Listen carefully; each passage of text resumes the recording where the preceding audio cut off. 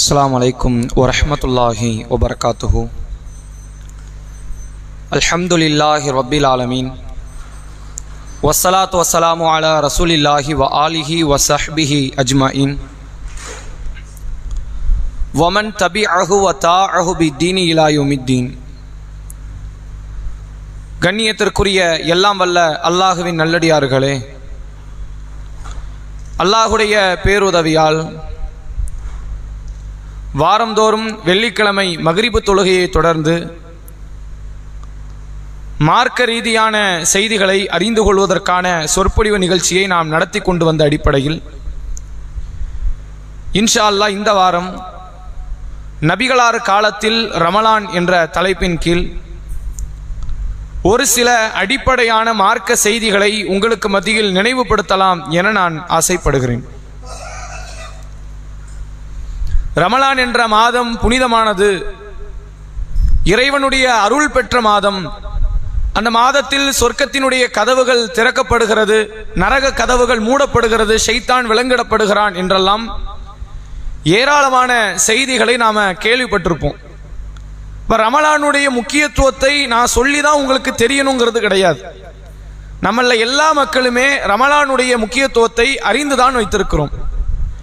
ஆனால் ரசூலுல்லாஹ்வுடைய காலத்தில் ரமலான் எப்படி இருந்தது, நம்ம காலத்தில் எப்படி ரமலான் இருக்கிறது என்பதை, அந்த ரமலானை நாம் எப்படி பயன்படுத்துகிறோம், நபித்தோழர்கள் எப்படி பயன்படுத்தினார்கள் என்பதை ஒரு சரியான முறையில் புரிந்து கொள்ளாதனுடைய அடிப்படை, அதன் சிறப்பை அறிந்தும் அதை பயன்படுத்த முடியாத ஒரு நிலைக்கு, ஒரு இழி நிலைக்கு நாம் தள்ளப்பட்டு இருக்கிறோம்.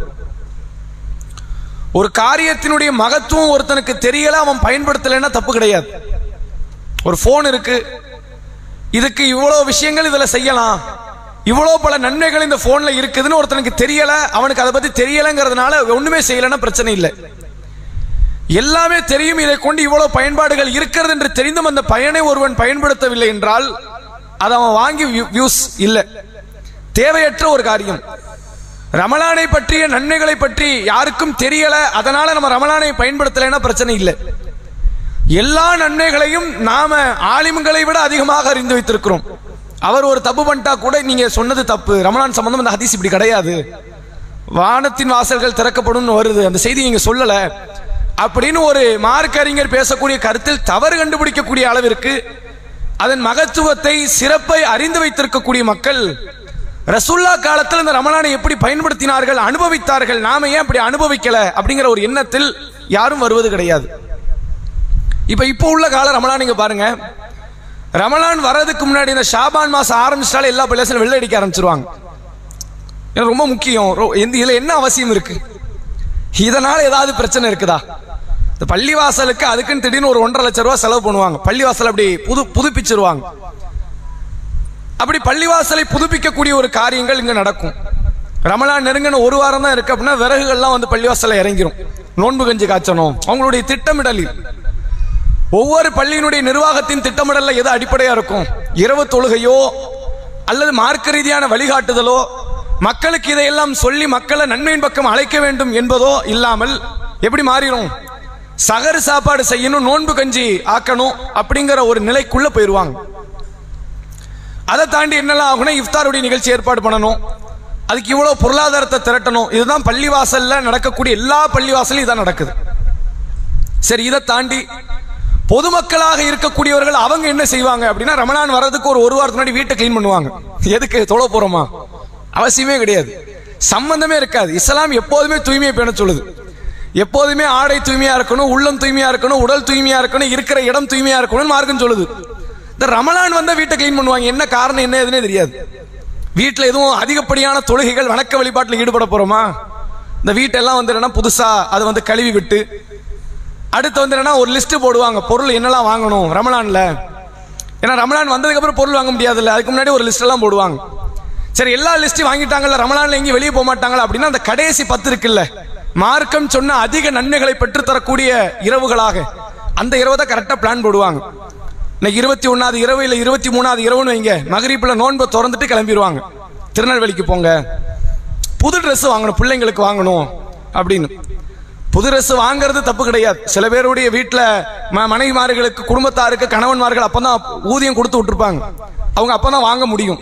சிலருக்கு அப்பதான் ஊதியம் கிடைச்சிருக்கு, அதெல்லாம் தப்பு கிடையாது. ஆனால் ஒரு இரவை ஒரு நாள் பொழுதையே அந்த ஆடை வாங்குவதற்காக கழிப்பது தான் ரமலான். நம்ம ரமலான் எப்படி புரிஞ்சு வச்சிருக்கிறோம், 30 நாள்ல இப்படி தான் கழிக்கணும்னு சொல்லி நாம ஒரு திட்டமிடல் வச்சிருக்கிறோம். வீட்டுக்கு வெளியே விளக்குகளை போடணும், வீட்டை சுத்தப்படுத்தி வைக்கணும், பல வகையான பலகாரங்களை எல்லாம் தயாரித்து சாப்பிடுவதற்கு ஏற்பாடு பண்ணணும், பக்கத்து வீட்டுக்கு நாம கொடுக்கணும், அவங்க நமக்கு தருவாங்க. இது மாதிரி அதாவது எது ரமலானுடைய மிக முக்கியத்துவமோ அதை உணர்ந்து கொள்ளாமல் எது முக்கியத்துவம் இல்லை என்ற அளவிற்கு மார்க்கம் சொல்லுகிறதோ அது மாதிரியான காரியத்தில் கவனம் செலுத்துவதுதான் இன்றைய கால ரமலான். அதை யாருமே மறுக்க முடியாது. ஆனா உண்மையில் ரசூலுல்லாஹ்வுடைய காலத்துல ரமலான் எப்படி இருந்தது, ரமலானுக்காக வேண்டி அவங்க ஏதாவது தனித்துவமா ஒண்ணு செஞ்சாங்களா அப்படின்னு கேட்டா, ஷாபானுக்கு ரமலானுக்கு ரசூலுல்லாஹ் காலத்துல நீங்க வேறுபாடு பார்க்க முடியாது. ரமலான் வந்துச்சா போனுச்சான்னு கூட தெரியாது.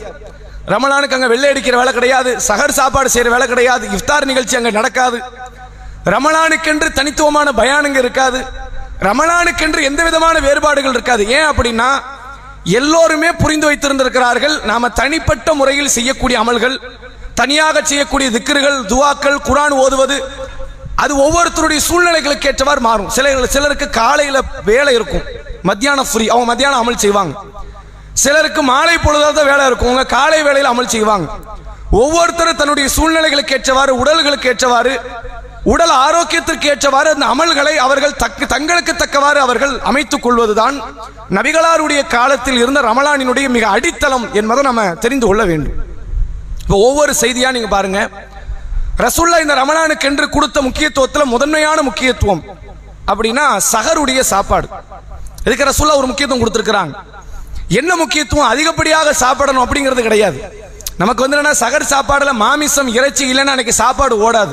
கண்டிப்பா ஏதாவது இறைச்சி இருக்கணும், மாமிசம் இருக்கணும், ஒரு குறைஞ்சது ஒரு கருவாடாவது இருக்கணும். ரசூலுல்லாஹ்வுடைய காலத்துல அப்படி கிடையாது. இது மாதிரியான உணவுப் பொருள் இருக்கணும்லாம் கிடையாது. சில பேரிச்சம்பழங்கள் சாப்பிட்டுட்டு சஹரை வச்சிருவாங்க. ஆனா ரசூலுல்லாஹ் கட்டளை இட்டது தெரியுமா, கண்டிப்பா நீங்க சஹர் சாப்பிடுங்கன்னாங்க. சஹர் சாப்பிடாம நோன்பு வைக்காதீங்க. மக்கள்கிட்ட இது மாதிரியான ஒரு கலாச்சாரம்லாம் உண்டு. திடீர்னு தூங்குவாங்க, எந்திரிச்சு பார்த்தா என்ன ஆகும், ஃபஜருடைய பாங்கு சொல்லியிருக்கும், ஃபஜருடைய வக்து நேரம் இருக்கும். அப்ப அந்த நேரத்தில் என்ன பண்ணுவாங்கன்னா திடீர்னு விடி சஹர்னு சொல்லி சாப்பிடுவாங்க. லேட்டா எந்திரிச்சதுனால என்ன ஆகுமா, அதுக்கு பேர் விடி சஹர். அப்படி சாப்பிட்டு அந்த சஹர் நிகழ்ச்சி முடிப்பாங்க. அப்படி மார்க்கம் சொல்லி தரல. ஃபஜருடைய பாங்குக்கு முன்பு சொன்ன குடி சாப்பிட்டால் மட்டும்தான் அது சஹர். பாங்குக்கு பின்னாடி நீங்கள் சாப்பிட்டாலோ குடித்து விட்டாலோ அது என்னாச்சு, அது நோன்பாகவே பார்க்கப்படாது. மார்க்கம் சொல்லுகிறது, நபிகளார் சொன்னார்கள், தஸஹரு, மக்களே நீங்கள் சஹரை எடுத்துக்கொள்ளுங்கள், ஃபஇன்ன ஃபி ஸுஹூரி பரக்கத்தன், சஹர் சாப்பாடுல ஒரு பரக்கத்து இருக்கிறது, அந்த பரக்கத்தை நீங்க அடைஞ்சுக்கங்க. அப்ப சஹர் சாப்பாடு அப்படின்னா நோன்புக்காக வச்சா மட்டும் தான் சஹர் இல்லை, அந்த நேரத்தில் சாப்பிட்டாலும் அது பேர் சஹர் சாப்பாடு. சஹர் சாப்பாடுன்னா என்ன, நீங்கள் தஹஜ்ஜத்துடைய நேரத்தில் எதை சாப்பிட்டாலும் சரி அது பேர் சஹர் சாப்பாடு. இன்னைக்கு நான் நோன்பு வைக்க போறது இல்லை, தஹஜ்ஜத்துக்காக எந்திரிச்சிருக்கிறோம், அப்ப நீங்க ஏதாவது சாப்பிடுறீங்களா குடிக்கிறீங்களா அது பரக்கத். ரசூலுல்லாஹ் சஹருடைய வேளையில கண்டிப்பா சாப்பிடுங்கன்னாங்க. யூதர்கள் நோன்பு வைத்தார்கள். முந்தைய காலத்துல யூதர்கள்ட்ட நோன்பு என்ற கலாச்சாரம் உண்டு. ஏன்னா அல்லாஹ் திருக்குர்ஆனில் என்ன சொல்கிறான், குத்திபா அலைக்குமுஸ் ஸியாம் கமா குத்திபா அலல்லதீன மின் கப்லிக்கும், உங்களுக்கு நோன்பு கடமை, முன் சென்றவருக்கு நோன்பு கடமை ஆக்கப்பட்டதை போன்று என்று அல்லாஹ் சொல்றான். அப்ப முந்தைய காலத்துல நோன்பு இருந்துச்சு, அவங்க காலத்துல சஹர் உண்டு, அவங்க காலத்தில் இஃப்தார் உண்டு. ஆனால் யூதர்கள் சஹரை புறக்கணித்தார்கள். சில யூதர்கள் என்ன செஞ்சாங்க அப்படின்னா சஹர் சாப்பிட மாட்டாங்க. ரசூல் ஸல்லல்லாஹு அலைஹி வஸல்லம் அவர்கள் சொன்னார்கள், மக்களே நீங்கள் சஹர் சாப்பிடுங்கள், யூதர்களுக்கு மாறு செய்யுங்கன்னாங்க. சஹர் சாப்பிடுவதே ஒரு நன்மை. எங்க இருந்தாலும் ஆரம்பிக்கிறான் நன்மையை, நோன்பு வைத்தால் மட்டும் நன்மைன்னு அல்லாஹ் சொல்லல, சஹர்ல இருந்தே நன்மை என்று அல்லாஹ் காட்டி தருகிறான். சஹருடைய வேளையில் சாப்பிடுகிற சாப்பாடு பரக்கத். அந்த பரக்கத்தை நம்ம பெறணும். கண்டிப்பாக எல்லோரும் சஹர் சாப்பாடுங்க, சஹருடைய உணவை பெற்றுக்கொள்ளுங்கள் என்று அல்லாஹ்வுடைய தூதர் அவங்க காட்டி தராங்க. இந்த சஹரோட சேர்த்து இன்னொரு வழிமுறையும் அல்லாஹ்வுடைய தூதர் அவர்கள் காலத்தில் இருந்துச்சு. ரமலானுக்கு ரமலான் இல்லாத காலத்தில் ரசூலுல்லாஹ் இருக்கிற ஒரே வேறுபாடு, பள்ளிவாசல நீங்க பாத்தீங்கன்னா கூடுதலா ஒரு பாங்கு இருக்கும். ஒரு நாளைக்கு 5 வேளை பாங்கு தானே, அந்த 5 வேளை பாங்கு என்னைக்குமே மாறாது. ஏதாவது ஒரு நாள் 4 வேளை பாங்குன்னு மாறுமா, ஜும்மான்னு வந்தாலும் அது ஒரு பாங்கு, அதுதான் லுஹர் பாங்கு. என்ன கொஞ்சம் டைமிங் கொஞ்சம் சேஞ்ச் ஆகுமே தவிர ஒரு நாளைக்கு 5 வேளை பாங்கு ஒவ்வொரு பள்ளிவாசல்ல சொல்லப்படும், அது மாற்றமே அடையாது, கியாமத் நாள் வரைக்கும் அதான் நிலை. ஆனா ரசூல் ஸல்லல்லாஹு அலைஹி வஸல்லம் அவர்கள் 5 வேளை பாங்குங்கிறத 6வதா இன்னொரு பாங்கு உருவாக்குறாங்க. இது எப்போ, ரமலானுடைய காலத்திற்கு மட்டும் இந்த சட்டம். ரசூல் ஸல்லல்லாஹு அலைஹி வஸல்லம் அவங்க ஒரு முறை தன்னுடைய வீட்டில் ரமலானில் நோன்புக்காக சஹருக்கு உட்கார்ந்து இருக்கிறாங்க, சாப்பிட்டுக்கிட்டு இருக்கிறாங்க. திடீரென்று பிலால் ரதியல்லாஹு அவங்களுடைய பாங்கு சப்தம் கேட்குது. பிலால் தான் எல்லா காலத்திலும் ஃபஜருடைய பாங்க சொல்லுவார். ரமலான் மட்டும் இல்லை, ஷாபான், ஷவ்வாலு, துல்காதா, துல்ஹஜ்னு எந்த மாசமா இருக்கட்டும், ஃபஜருடைய பாங்கை சொல்வது பிலால் ரதியல்லாஹு அவங்களுடைய பொறுப்பு. பிலால் ரதியல்லாஹு அவங்க எந்திப்பாங்க, ரசூல்லா வீட்டுக்கு வருவாங்க, நபியிடத்துல சத்தம் கொடுத்துட்டு போய் பாங்கு சொல்வதற்காக செல்வார்கள். ரசூல்லாவோடு அதிகாலை வேளையில முதலில் தொடர்பு கொள்ளக்கூடிய ஒரு நபி தோழர் பிலால் ரதியல்லாஹு அவங்க தான் ஃபஜர் பாங்கு சொல்றது அவங்களுடைய பொறுப்பு. ரமலான்ல சஹாபாக்களும், அதாவது ரசூல்லாவும் சஹாபிய பெண்மணிகளும் ரசூல்லாவுடைய மனைவிமார்கள் உட்கார்ந்து சாப்பிட்டுக்கிட்டு இருக்கிறாங்க. திடீர்னு பாங்கு சத்தம் கேட்ட உடனே சாப்பாடை நிறுத்திட்டாங்க. மார்க்க வழிமுறை என்ன? பாங்கு சத்தம் கேட்டுட்டா சாப்பாடை நிறுத்திடணும். சகர் சாப்பிடக்கூடாது, அடுத்து ஒரு வாய் உள்ள இறங்கக்கூடாது, இறங்கிட்டா நோன்பு கிடையாது. அப்ப அல்லாஹ்வுடைய தூதர் அவங்களுடைய தோழியர்கள் என்ன பண்றாங்க, நபி தோழியர்கள் ரசூல்லாவுடைய மனைவிமார்கள் சகர் சாப்பாடு நிறுத்துறாங்க. அப்ப ரசூல்லா சொல்றாங்க, நீங்க சாப்பிடுங்க, பிரச்சனை இல்லை. ஏன் இப்ப சொல்றது ஃபஜர் பாங்கு கிடையாது, இது சஹருடைய பாங்கு. நாங்க இது என்ன பாங்கு? சஹருக்கான பாங்கு. இது ஏன் சொல்லப்படுது? ரமலானுடைய காலத்துல மட்டும்தான் சொல்லப்படும். ஏன்? ரெண்டே காரணம், ரெண்டு ரீசன். இரவு தொழுகை தொழுது கொண்டு இருப்பவரை சஹர் முடிய போகுது என்பதை உணர்த்துவதற்கான பாங்கு இது. தூங்கிக் கொண்டு இருப்பவரை சஹர் முடிய போகிறது என்பதை உணர்த்துவதற்கான பாங்கு இது. இந்த பாங்கு சொல்லப்படும். பிலால் சொல்லி முடிப்பாரு, நீங்க நல்லபடியா சாப்பிடுங்க. அடுத்து அப்துல்லா பின் உம்மி மக்தூம் அவர்கள் பாங்கு சொல்வார். அவருக்கு பாங்கு பொறுப்புலாம் கிடையாது. ரமலான் காலத்தில் மட்டும் ஃபஜர் பொறுப்பு வரும். ரமலான் காலத்தில் மட்டும் அப்துல்லா பின் உம்மி மக்தூம் என்ற பார்வையற்ற நபித்தோழருக்கு ஃபஜருடைய பாங்கு பொறுப்பாக அமைக்கப்பட்டது. அவருடைய பாங்கு சத்தத்தை நீங்க கேட்டீங்கன்னா சஹரை நிறுத்திடுங்க, ஏன்னா அது ஃபஜர் பாங்கு என்று அல்லாஹ்வுடைய தூதர் அவர்கள் காட்டி தராங்க. அப்ப ரமலான் என்று வந்து விட்டால் அதில் எக்ஸ்ட்ரா ஒரு அமல் என்ன கூடுது? சஹர் பாங்குன்னு ஒன்று உண்டு. ரசூலுல்லாஹ் இதை காட்டி தராங்க, கண்டிப்பாக சொல்லப்படணும். இப்ப நீங்க பார்க்கலாம், ஏராளமான பள்ளிவாசல்ல இந்த வழிமுறை கிடையாது. அதுக்கெல்லாம் சில வியாக்கியானம்லாம் கொடுத்தாங்க சில ஹதீஸ் பாதுகாவலர்கள். நம்மளை பார்த்து சூனிய ஹதீஸை மறுப்பவர்கள், கண் திருஷ்டி செய்தியை மறுப்பவர்கள் நம்மளை சொன்னாங்கல்ல, இந்த ஹதீஸ் பாதுகாவலர்கள் என்ன சொல்றாங்கன்னா, சஹர் பாங்கெல்லாம் சொல்ல வேண்டிய அவசியம் கிடையாது. ஏன்பா, என்ன காரணம் சொல்ல வேண்டியதில்லை, நம்மகிட்ட வாட்ச் இருக்கு. ஃபஜருக்கு மட்டும் வாட்ச் கிடையாதா? சஹர் பாங்குக்கு மட்டும் தனியாக ஏதாவது வாட்ச் இருந்து தயாரிக்கிறாங்களா? அப்ப ஃபஜர்னு சொல்ல வேண்டாம், வாட்ச் தான் இருக்குது. லோகருக்கு சொல்ல வேண்டாம், அசருக்கு சொல்ல வேண்டாம், ஜும்மாவுக்கு சொல்ல வேண்டாம். சொல்லி வச்ச மாதிரி 12:30 எல்லாரும் ஜும்மாக்கு வந்துருவாங்களா இல்லையா? 12:30 தான் தொழுகன்னு எல்லாரும் பயானுன்னு தெரியுமா இல்லையா? அப்ப எதுக்கு பாங்கு ஜும்மாவுக்கு? அவசியம் இல்லையே. அப்ப அல்லாஹ்வுடைய ரசூல் அவர்கள் ஒரு வழிமுறையை வழிமுறைப்படுத்தி காட்டுறாங்க அப்படின்னா அது ஒரு அமல் கண்டிப்பா நடத்தப்படணும். அப்ப ரமலானில் ரசூலுல்லாஹ்வுடைய காலத்துல சஹரில் பாங்கு சொல்லப்பட்டிருக்கிறது என்பதை இந்த ஹதீஸ்ல இருந்து நம்மால தெரிந்து கொள்ள முடிகிறது. அடுத்ததாக ரசூலுல்லாஹ்வுடைய காலத்தில் இருந்த முக்கியமான இன்னொரு அமல் என்னவென்றால், இந்த சஹருடைய வேளையில பிள்ளைகளை எல்லாம் எழுப்பி சஹர் சாப்பிட வைப்பாங்க சஹாபிய பெண்மணிகள். சஹீஹ் புகாரியில் பதிவு செய்யப்பட்டுள்ள நபிமொழி, ரசூலுல்லாஹ்வுடைய காலத்து தோழியர்கள் என்ன செய்வாங்கன்னா, நபி தோழியர்கள் தங்களுடைய பிள்ளைகள் நோன்பு வைக்க தகுதியற்ற பிள்ளைகள், தகுதி உள்ள பிள்ளைன்னா அவங்க கண்டிப்பா எந்திரிச்சு ஆகணும். அந்த நபி தோழர்கள், அந்த நபர்கள், முஸ்லிமான மக்கள் கண்டிப்பாக எந்திக்கணும். ஆனால் தகுதி அற்ற பிள்ளைகளை எழுப்புவாங்க. இவங்க நோன்பு வைக்க தகுதி இல்லை, இவங்களுக்கு வந்து என்னன்னா இஸ்லாம் கடமையா ஆக்கல. 6 வயது பிள்ளைக்கு 7 வயது பிள்ளைக்கு கடமையா? பசிய தாங்குமா? ஆனால் அந்த நபி தோழியர்கள் எழுப்புவாங்க பிள்ளைகளை சஹர் வேளையில. எழுப்பி சஹரை கொடுப்பாங்க. சஹர் சாப்பிடு, பேரிச்சம்பழம், பாலாடை கட்டி, நெய், அவங்க காலத்துல கோதுமை, வேற என்னென்ன பொருள்லாம் இருக்குதோ அதான் சஹாபாக்கள்டான சஹர் உணவு. அதை அவர்களுக்கு கொடுத்து அவர்களை உண்ணும்படி கட்டளை இடுவாங்க. பிள்ளைங்களும் உண்ணுவாங்க. பிறகு ஃபஜருடைய நேரம் வரும், ஃபஜர் தொழுவாங்க. அதுக்கப்புறம் தூங்கக்கூடியவர்கள், அடுத்தடுத்து வேலை பார்க்கக்கூடியவங்க அவங்களுடைய தனிப்பட்ட வேலைகளை கவனிக்க போயிடுவாங்க. இந்த பிள்ளைகளுக்கு நமக்கே ஒரு குறிப்பிட்ட நேரத்தில் பசி எடுக்க ஆரம்பிச்சிடும். ஒரு 3 மணி தான், அதுக்கு மேலே வயிறு கடந்து ஒரு மாதிரி பிசைய ஆரம்பிச்சிடும். இது இயல்பு. அதுவும் சகரெல்லாம் கொஞ்சமா சாப்பிட்டுட்டு நேரம் பத்தலையே நிறுத்திட்டோம், நீங்க 3 மணி போறதே பெரிய பாடாயிரும். அந்த மாதிரியான நிலையில பெரிய நபர்களாக இருக்கக்கூடிய நமக்கு எப்படி இருக்குது, பிள்ளைகளுடைய நிலைமை என்ன ஆகும்? அவர்கள் ஒரு குறிப்பிட்ட நேரம் கிடப்பாங்க, பசி எடுக்குதுன்னு சொல்லி தன் தாய் கிட்ட, சஹாபிய பெண்மணிகள்கிட்ட அவங்க வந்து முறையிடுவாங்க, சிறுவர்கள் சிறுமியர்கள். அப்ப அந்த நபி தோழியர்கள் என்ன செய்வாங்கன்னா, அந்த நோன்பை அவர்கள் முழுமைப்படுத்தணுங்கிறதுக்காக ஏதாவது வேடிக்கை காட்டி வேற ஏதாவது கவனத்தை சிதற வைத்து அந்த நோன்பை எப்படியாவது கம்ப்ளீட் பண்ணி வச்சிடணும், அதற்காக அவங்க மெனக்கிடுவாங்க, முன்னுக்கு வருவாங்க.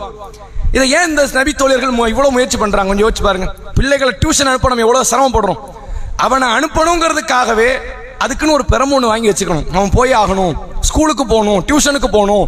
புதுசா அவனுக்கு லீவ் 1 மாசம் விட்டுட்டாங்களாம், கம்ப்யூட்டர் கிளாஸுக்கு போகணும், டைப்ரைட்டிங் கிளாஸுக்கு போகணும், ஷார்ட் ஹேண்டுன்னு புதுசா கண்டுபிடிக்கிறது. இதையெல்லாம் கத்துக்கிட்டாதான் இவன் இன்டெலிஜென்ட் மக்கள் பார்த்துக்குவாங்களாம், இவனை ஜீனியஸ் மக்கள் ஒத்துக்கொள்வார்களாம். புதிதாக கற்றுக்கொள்வதற்கு ஆயிரக்கணக்கான செலவுகளை செய்யக்கூடிய பெற்றோர்கள் அதற்காக பிள்ளைகள் மீது அத்துமீறக்கூடிய பெற்றோர்கள், கடுமையான முறையில் அடிச்சு துன்புறுத்தி அத்துமீறக்கூடிய பெற்றோர்கள் அமல்கள் விஷயத்தில் அத்துமீற மாட்டாங்க, கண்டிக்க மாட்டாங்க, திட்ட மாட்டாங்க. சஹாபிய பெண்மணிகள் இதுல அதிகமான ஆர்வம் காட்டினாங்க. என்ன காரணம் தெரியுமா? ரசூலுல்லாஹ் அதுக்கு ஒரு விளக்கமும் கொடுக்கிறாங்க. ஒரு முறை நபி அவர்கள் அந்த ஹஜ்ஜத்துல் விதாவுக்கு போய்கிட்டு இருக்கிறாங்க, இறுதி ஹஜ். அப்போ ஒரு கூட்டம், ஒரு இஸ்லாமிய கூட்டம், வேற ஒரு பகுதியை சார்ந்தவங்க, இவங்க மதீனாவாசிகள் கிடையாது, வேற பகுதியில் இருக்கிற முஸ்லிம் கூட்டம். அவங்க என்னன்னா அவங்களும் அதே ஹஜ் பயணத்துக்கு வராங்க. ரெண்டு கூட்டம் ஒன்று சேர்ந்துக்கிட்டாங்க. இப்ப ரசூலுல்லாஹ் பார்த்து அந்த கூட்டம் கேட்கிறாங்க, இவர் யாரு அப்படின்னு. நபியை பார்க்காமலேயே ஈமான் கொண்ட சஹாபாக்கள். அப்ப ரசூலுல்லாஹ் சொல்றாங்க, நான் தான் அல்லாஹ்வுடைய தூதர் அப்படிங்கிறாங்க. உடனே ரசூலுல்லாஹ் கேட்கிறாங்க, நீங்க யாருன்னு கேட்கிறாங்க. நாங்கெல்லாம் முஸ்லிம்கள். அப்ப எல்லாரும் எங்க போறோம்? ஹஜ்ஜுக்கு. எல்லா கூட்டம் ஒன்று சேர்ந்துட்டாங்க. இப்ப ரசூலுல்லாஹ்வை பார்த்த உடனே ஒரு ஈமான் கொண்டவனுடைய மனநிலை என்னவா தெரியுமா இருக்கும்? சில சந்தேகம் இருக்கிறத கேட்டுருவோம், அதான இயல்பு. நபி கிட்ட நமக்கு அதனங்க கிடைக்கும், அதை தாண்டினா அல்லாஹ்வின் தூதர் எங்களுக்கு அண்ணன் துஆ செய்யுங்க, மறந்துடாதீங்க எங்களை அப்படின்னு கேட்கறது வேற. உடனே ஒரு நபி தோழியர் அவங்க ஹஜ்ஜுக்காக புறப்பட்டு வந்திருக்கிறாங்க. கையில குழந்தை, அந்த குழந்தையை விட்டுட்டு வர முடியாது, குழந்தையும் தூக்கி கொண்டு வந்துகிட்டு இருக்கிறாங்க. அந்த குழந்தைய கையில தூக்கிக்கிட்டு கேட்கிறாங்க, அல்லாஹ்வுடைய தூதரே இந்த குழந்தைக்கு ஹஜ் உண்டா? அலி ஹாத்யா ஹஜ்ஜுன், இந்த குழந்தைக்கு ஹஜ் இருக்கிறதா அப்படின்னு அல்லாஹ்வுடைய தூதரை பார்த்து கேட்கிறாங்க. ரசூலுல்லாஹ் சொன்னாங்க, நாம் வலக்கி அஜ்ருன், ஆமா இருக்குது, ஆனா கூலி உனக்குன்னாங்க. உங்களுக்கு அதனால விளக்கம் தெரியுதா? பருவ வயதை அடைவதற்கு முன்பு பிள்ளைகள், சிறுவர்கள், சிறுமியர்கள் செய்யக்கூடிய எந்த அமலா இருக்கட்டும், அந்த அமலை கற்றுக் கொடுத்த தாய் தந்தையருக்கு தான் கூலி எழுதப்படும். இப்ப 6 வயசுல ஒரு பிள்ளை ஒரு நோன்பு வச்சுட்டான்னு இங்க, அவனுக்கு பாவமும் தெரியாது, புண்ணியமும் தெரியாது, அல்லாவும் தெரியாது, ரசூலும் தெரியாது, ஒன்றும் தெரியாது. ஏதோ அம்மா அப்பா வைக்க சொன்னாங்க, பட்னி கிடந்தோம், பட்னி கிடந்தா ஸ்நாக்ஸ் தரேன், அதை தரேன், இதை தரேன், எதையாவது ஏமாத்தன்னு சொல்றது. அதை தரேன், உனக்கு என்ன ஃப்ரூட்ஸ் தரேன், உனக்கு அந்த ஐஸ்கிரீம் வாங்கி தரேன் அப்படின்னு சொல்லி பட்னி கிடக்க வைக்கிறது. இதை அல்லாஹ் நோன்பா தான் பார்க்கிறோம். யதார்த்தமா இது நோன்பே கிடையாது. நீயத் இருந்தா தான் நோன்பு. இன்னமல் அமாலு பின்னியா, செயல்கள் அனைத்தும் எண்ணத்தை வச்சுதான் தீர்மானிக்கப்படும். நாம என்ன நினைக்கிறோமோ அதை வச்சுதான் அதை அமலா பார்ப்போம். இப்ப நம்ம தொழுவணுங்கிற எண்ணத்திலே இல்லை, வேண்டா வெறுப்புக்கு தக்பீர் கட்டுறோம்னா அல்லாஹ் தொழுகையே பார்ப்பானா? பார்க்க மாட்டான். அப்ப அது மாதிரியான ஒரு காரியமா தான் பிள்ளைங்க நோன்பு வச்சது. ஆனா அல்லாஹ் அதை நோன்பா பார்க்கறான். அதற்கான கூலி யாருக்கு தரான்? யார் அதற்காக மெனக்கிட்டார்களோ அந்த தாய்க்கும் தந்தைக்கும் அல்ல கூலியை பதிவு செய்யணும். அவங்க பார்க்கறாங்க, ஒரு நோன்பு நம்ம வைக்கிறோம், 2 நோன்புக்கான கூலி கிடைச்சிருது. பிள்ளைங்களை அந்த மார்க்க ரீதியான வழிகாட்டுதலுக்கு எனக்கு என்ன பாயிண்ட் சேருது? எனக்கு நோன்பினுடைய நன்மை கிடைக்குது. ஒரு நோன்பு லேசில் கிடைச்சிருவாங்க. அடுத்த வருஷம் ரமலான்ல நான் ஹயாத்தா வஃபாத்தான்னு தெரியாது. இந்த வருஷம் ரமலான்ல எனக்கு கூடுதல் எக்ஸ்ட்ரா ஒரு நோன்பு கிடைச்சிருது இல்ல. போன நோன்பு என்னால் பிடிக்க முடியுமான்னு தெரியாது, விட்ட நோன்பு அலட்சியமாக போன நோன்பு தெரியாது. ஆனால் பிள்ளைகள் வைக்கிற நோன்பை அல்லாஹ் எனக்குரிய நோன்பாக தருகிறான். இதை உணர்ந்த நபி தோழியர்கள் என்ன பண்றாங்கன்னா, பிள்ளைகளை வலுக்கட்டாயப்படுத்தி நோன்பு வைக்க சொல்றாங்க. இது பாவத்துக்குரிய காரியம்லாம் கிடையாது. இது பாவமா? 5 வயசு பிள்ளை நோன்பு வைக்க சொன்னா பாவமா? அது பாவம்லாம் கிடையாது. எத்தனையோ ஏழை பிள்ளைங்க 4 வயசு 3 வயசு பிள்ளைங்களை பட்னியில தான் நடக்குது, வாழலையா அவங்க? இதெல்லாம் உலகத்துல பிள்ளைகளுக்கு சொல்லித்தர வேண்டிய அடிப்படை தத்துவம். பசி வந்தா பசியும் வரத்தான் செய்யும், ரப்பு கிட்ட தான் உணவு கேட்கணும். அல்லாஹ் ஒரே நேரத்தில் நம்மளை உயர்ந்த இடத்துல தான் வச்சிருப்பான்னு கிடையாது, நாளைக்கு தாழ்த்தவும் செய்வாங்கிற பாடத்தை சொல்லிக் கொடுக்கணும். நோன்பை நபி தோழியர்கள் தங்கள் பிள்ளைகளுக்கு அடிப்படையாக கற்றுக் கொடுத்தார்கள் ரமலான் காலத்தில். ரமலான்ல அவங்க வீட்டில் நடக்கிறது தான் சுவாரஸ்யங்கள், பிள்ளைகளுக்கு நோன்பு வைக்கணும் அப்படிங்கிறது. ஆனால் இங்க 15 வயசு பையனா இருப்பான், அவனுக்கு நோன்பு கொடுத்து ஏவ மாட்டாங்க. அவன் ஏதாவது நொண்டி சாக்கு சொல்லுவான், என்னால் முடியல, அப்படி இப்படி முடியலையா, உடம்ப தான் முதல்ல பார்க்கணும், அப்படித்தான் மார்க்கம் சொல்லுது, நீ நோன்பு வைக்காத. இந்த ஒரு நாள் பட்னி கிடக்கிறதுனால அவனுடைய வாழ்க்கையில ஆரோக்கியத்திற்கு மாற்றமான காரியம் நடக்க போதா? எத்தனை பேர் இன்னைக்கு அலட்சியமாக நோன்பு விடுற இடத்துல வந்துட்டாங்க தெரியுமா? முன்னாடி ஒரு 10-15 ஆண்டுகளுக்கு முன்னாடி நோன்பு வைப்பதற்கு ஆர்வப்பட்ட சிறுவர்களுக்கு மத்தியில் இப்ப நிலைமை என்ன? நோன்பெல்லாம் எதுக்குன்னு காலேஜ் ஸ்டூடெண்ட் சொல்ற அளவுக்கு வந்துருச்சு. அதெல்லாம் சும்மா அவங்க பாட்டுக்கு வைப்பாங்க, நமக்கு என்ன தேவை அப்படிங்கிற ஒரு நிலைக்கு போய்விட்டது. அல்லாஹ் திருக்குர்ஆனில் சொல்லுகிறான், நோன்பு எதுக்கு தெரியுமா? லஅல்லக்கும் தத்தகூன், நீ ரப்ப பயப்படணுங்கிறதுக்கு தான் நோன்புங்கிறான். இந்த நோன்பை ஒரு முறை வச்சு பாருங்க, ஒரு நாள் இஸ்லாம் சொன்ன அடிப்படையில் நோன்பு வச்சு பாருங்க. நோன்பை திறக்கும் போது ஒரு இறையச்சம் ஒரு படி கூடி இருக்கும், அதற்குத்தான் நோன்புங்கிறான். நீங்கள் நோன்பு வைக்க வைக்க உங்கள் உள்ளத்தில் இறையச்சத்தால் நிரம்புங்கிறான். அல்லாஹ் கிட்ட கேட்டுக்கிட்டே இருந்தா, அல்லாஹும்ம இன்னி அஸ்அலுக்கல் ஹுதா வத்துகா வல் அஃபாஃப வல் கினா, யா அல்லாஹ் இறைச்சத்தான்னு கேட்டுக்கிட்டே இருந்தா இறைச்சம் கிடைச்சிருமா? ரப்பிடத்தில் கேட்பதோடு அதற்கான முயற்சிகளும் இருக்கணும். ரசூலுல்லாஹ் அந்த முயற்சி இருந்தது. தன் பிள்ளைகளை வளர்க்க வேண்டும் என்ற எண்ணம், இறையச்சவாதிகளாக ஆக்க வேண்டும் என்ற எண்ணம் சஹாபிய பெண்மணிகள்கிட்ட இருந்தது என்பதை நம்மால புரிந்து கொள்ள முடிகிறது. அடுத்து அதே போன்று சஹர்ல இன்னொரு விஷயத்தை நம்ம தெரிஞ்சுக்கணும். நம்ம மக்கள்கிட்ட இருக்கிற பண்பாடு என்ன தெரியுமா? பாங்கு 5 மணின்னு வைங்க, 4 மணிக்கெல்லாம் சஹர முடிச்சிருது. அப்புறம் தண்ணியை குடிக்கூடாது, பேணுதலுங்கிறாங்க. பேணுதல்லாம் கிடையாது. இஸ்லாம் சொல்லி கொடுத்ததை பேணுவதற்கு பேர் தான் பேணுதல். இஸ்லாம் சொல்லாததை எல்லாம் நீங்க பேணுனீங்கன்னு வைங்க, அது பேணுதல் கிடையாது, இது அதிக பிரசங்கித்தனம்னு அர்த்தம். அல்லாஹ் சொல்றான் 5ல இருந்து 6:30 மணி வரைக்கும் நோன்பு வைங்கிறான், நான் 4ல இருந்தே வைப்பேன் அப்படின்னா இது என்ன அர்த்தம்? ஓ நான் சொல்றேன் 13 மணி நேரங்கிறேன், நீ 14 மணி நேரம் வைக்கிறியா? அப்ப எனக்காக வச்ச மாதிரி இல்லையே இது யாருக்காக வைத்தது? எல்லாருமே நோன்பு அட்டையெல்லாம் போடுவாங்க, முன்னாடி இருந்துச்சு, இப்ப அது காணாம போயிடுச்சு. நோன்பு அட்டையில போட்டுருவாங்க 4:30 மணிக்கு சகர் முடிவு அப்படின்னு போட்டுருவாங்க. அதுக்கப்புறம் பச்சை தண்ணி குடிச்சிடக்கூடாது, ஒரு சொட்டி தண்ணி இறங்கிடக்கூடாது, 5:15 தான் பாங்கு சொல்லுவாங்க. 4:30 மணிக்கு சகர் முடிவுன்னு போட்டுருவாங்க, 5:15 பாங்கு சொல்லுவாங்க. ரசூல் ஸல்லல்லாஹு அலைஹி வஸல்லம் அவர்கள் இந்த சகரை வந்து என்னன்னா முற்படுத்துவதற்கு, அதாவது பிற்படுத்துவதற்கு நமக்கு காட்டித்தராங்க. பிற்படுத்துங்கன்னாங்க, பாங்கு சொல்ற வரைக்கும் சகர் சாப்பிடலாம். சஹாபி பெண்மணிகள் என்ன செஞ்சாங்க ரசூலா முன்னாடி? பிலால் ரதியல்லாஹு பாங்கு சொல்றதை கேட்டுட்டு தான் பேரிச்சம்பழத்தை எடுக்கிறாங்க. வேண்டாம் இதுக்கப்புறம் சாப்பிடக்கூடாது. அப்ப ரசூலா என்ன சொல்லியிருக்கணும்? இன்னும் பாங்கு சொல்ற வரைக்கும் நீ சாப்பிடுறியான்னு கேட்டிருக்கணுமா இல்லையா? தாராளமாக சாப்பிடலாம். பாங்குனுடைய சப்தம்னா பாங்குன்னா பாங்குன்னு கிடையாது, 5 மணினா 5 மணின்னு அர்த்தம். பாங்கு சொல்ல அவர் 2 நிமிஷம் லேட் பண்ணிடுவார், மைக்கு பிரச்சனை வந்துடும். அப்ப பாங்க கணக்கு வைக்க கூடாது, அந்த நேரத்தை கணக்கு வைத்து அந்த நேரத்துக்கு முன்பு வரை சாப்பிட்டுக் கொள்ளலாம், குடித்துக் கொள்ளலாம். அல்லாஹ் திருக்குரானிலே சொல்கிறான், கருப்பு கயிறு வெள்ளை கயிறிலிருந்து வெளியாகின்ற வரை, ஃபஜருடைய நேரம் உதயமாகிற வரை, அதுவரை நீங்கள் சாப்பிட்டுக் கொள்ளுங்கள், குடித்துக் கொள்ளுங்கள், உங்கள் மனைவியோடு தாம்பத்தியத்தில் ஈடுபடுங்கிறான். இதுல எந்த தப்பும் கிடையாதுங்கிறான். அப்ப அதனால் சகருடைய நேரத்தை எவ்வளவு தூரம் பிற்படுத்த முடியுமோ அவ்வளவு தூரம் பிற்படுத்துவதை மார்க்கம் ஆர்வமூட்டி இருக்கிறது, நன்மைக்குரிய ஒரு காரியமாக பார்க்கிறது. இஸ்லாம் ஒரு இடத்துல சலுகை கொடுக்கணும், கூடுமான வரைக்கும் அந்த சலுகை ஏத்துக்கணும். ஏத்துக்காம இருப்பது வந்து இறைவன் கொடுத்த ஒரு அருளை நிராகரிப்பதை போன்றுதான். அல்லாஹ் ரப்பல் ஆலமீன் பயண தொழுகைன்னு கொடுத்த பயண தொழுகை அனுபவிங்க. அல்லாஹ் சில இடத்துல சலுகை கொடுக்கறான், 7 நாள் ஒரு பெண்ணுக்கு மாத விலக்கு, தொழுகை இல்லைன்னா தொழுகை இல்ல ரப்ப நான் தொழாம ஒரு நாள் கிடையாது, நான் தொழுதே ஆகும், நீங்க 7 நாள் தொழக்கூடாது. அல்லது விடுபட்ட அந்த 7 நாளை பின்னாடி கலாவும் செய்யக்கூடாது. ரப்பு கொடுத்த சலுகை, நீங்கள் சலுகையை நீங்கள் மீறி நீங்கள் நான் செய்துதான் ஆவேன் என்று நன்மை செய்தால் அதை அல்லாஹ் எப்படி பார்க்கறான்? பாவமா பார்க்கறான். நான் சொல்றேன் என் பேச்சு கேட்க மாட்டேன், நீங்க அப்படித்தான் தொழணுமா என்று இறைவன் பார்க்கிறான் என்ற ஒரு அடிப்படையை நம்ம புரிந்து கொள்ள வேண்டும். சகரை கூடுமான வரைக்கும் என்ன செய்யணும்? பிற்படுத்தணும். பாங்கினுடைய நேரம் வரை சகர் சாப்பிடுவதை இஸ்லாம் சொல்லுது. அதுக்கு கட்டாயம் கிடையாது, சில பேர் சாப்பிட்டு முடிச்சாச்சு போதும் அப்படின்னா அது வேற. இதை கட்டாயமாக பாடம் கற்பித்தார்கள் ஒரு காலத்துல, அதை உங்களுக்கு நம்ம அடிப்படையாக நினைவுபடுத்துறோம். அடுத்ததா என்ன செய்வாங்க அப்படின்னா, இந்த ரமலானுடைய காலத்துல ரசூலுல்லாஹ்வுடைய அடுத்த கட்ட ஒரு முக்கியமான அமல் அப்படின்னா ஸ்ட்ரைட்டா மகரிபு நோன்பு திறக்கக்கூடிய இஃப்தார் என்ற அந்த காரியம். இஃப்தார் தொடர்பாக சில பலகீனமான செய்தி இருக்கு, அதை நம்ம உங்களுக்கு நினைவுபடுத்துறோம். சுனன் திர்மிதியில பதிவு செய்யப்பட்டுள்ள ஒரு நபிமொழி, ரசூல் ஸல்லல்லாஹு அலைஹி வஸல்லம் அவர்கள் சொன்னதாக அந்த செய்தி இருக்கு. அது பலகீனமானது, அறிவிப்பாளர் தொடர் ரீதியான பலகீனமானது.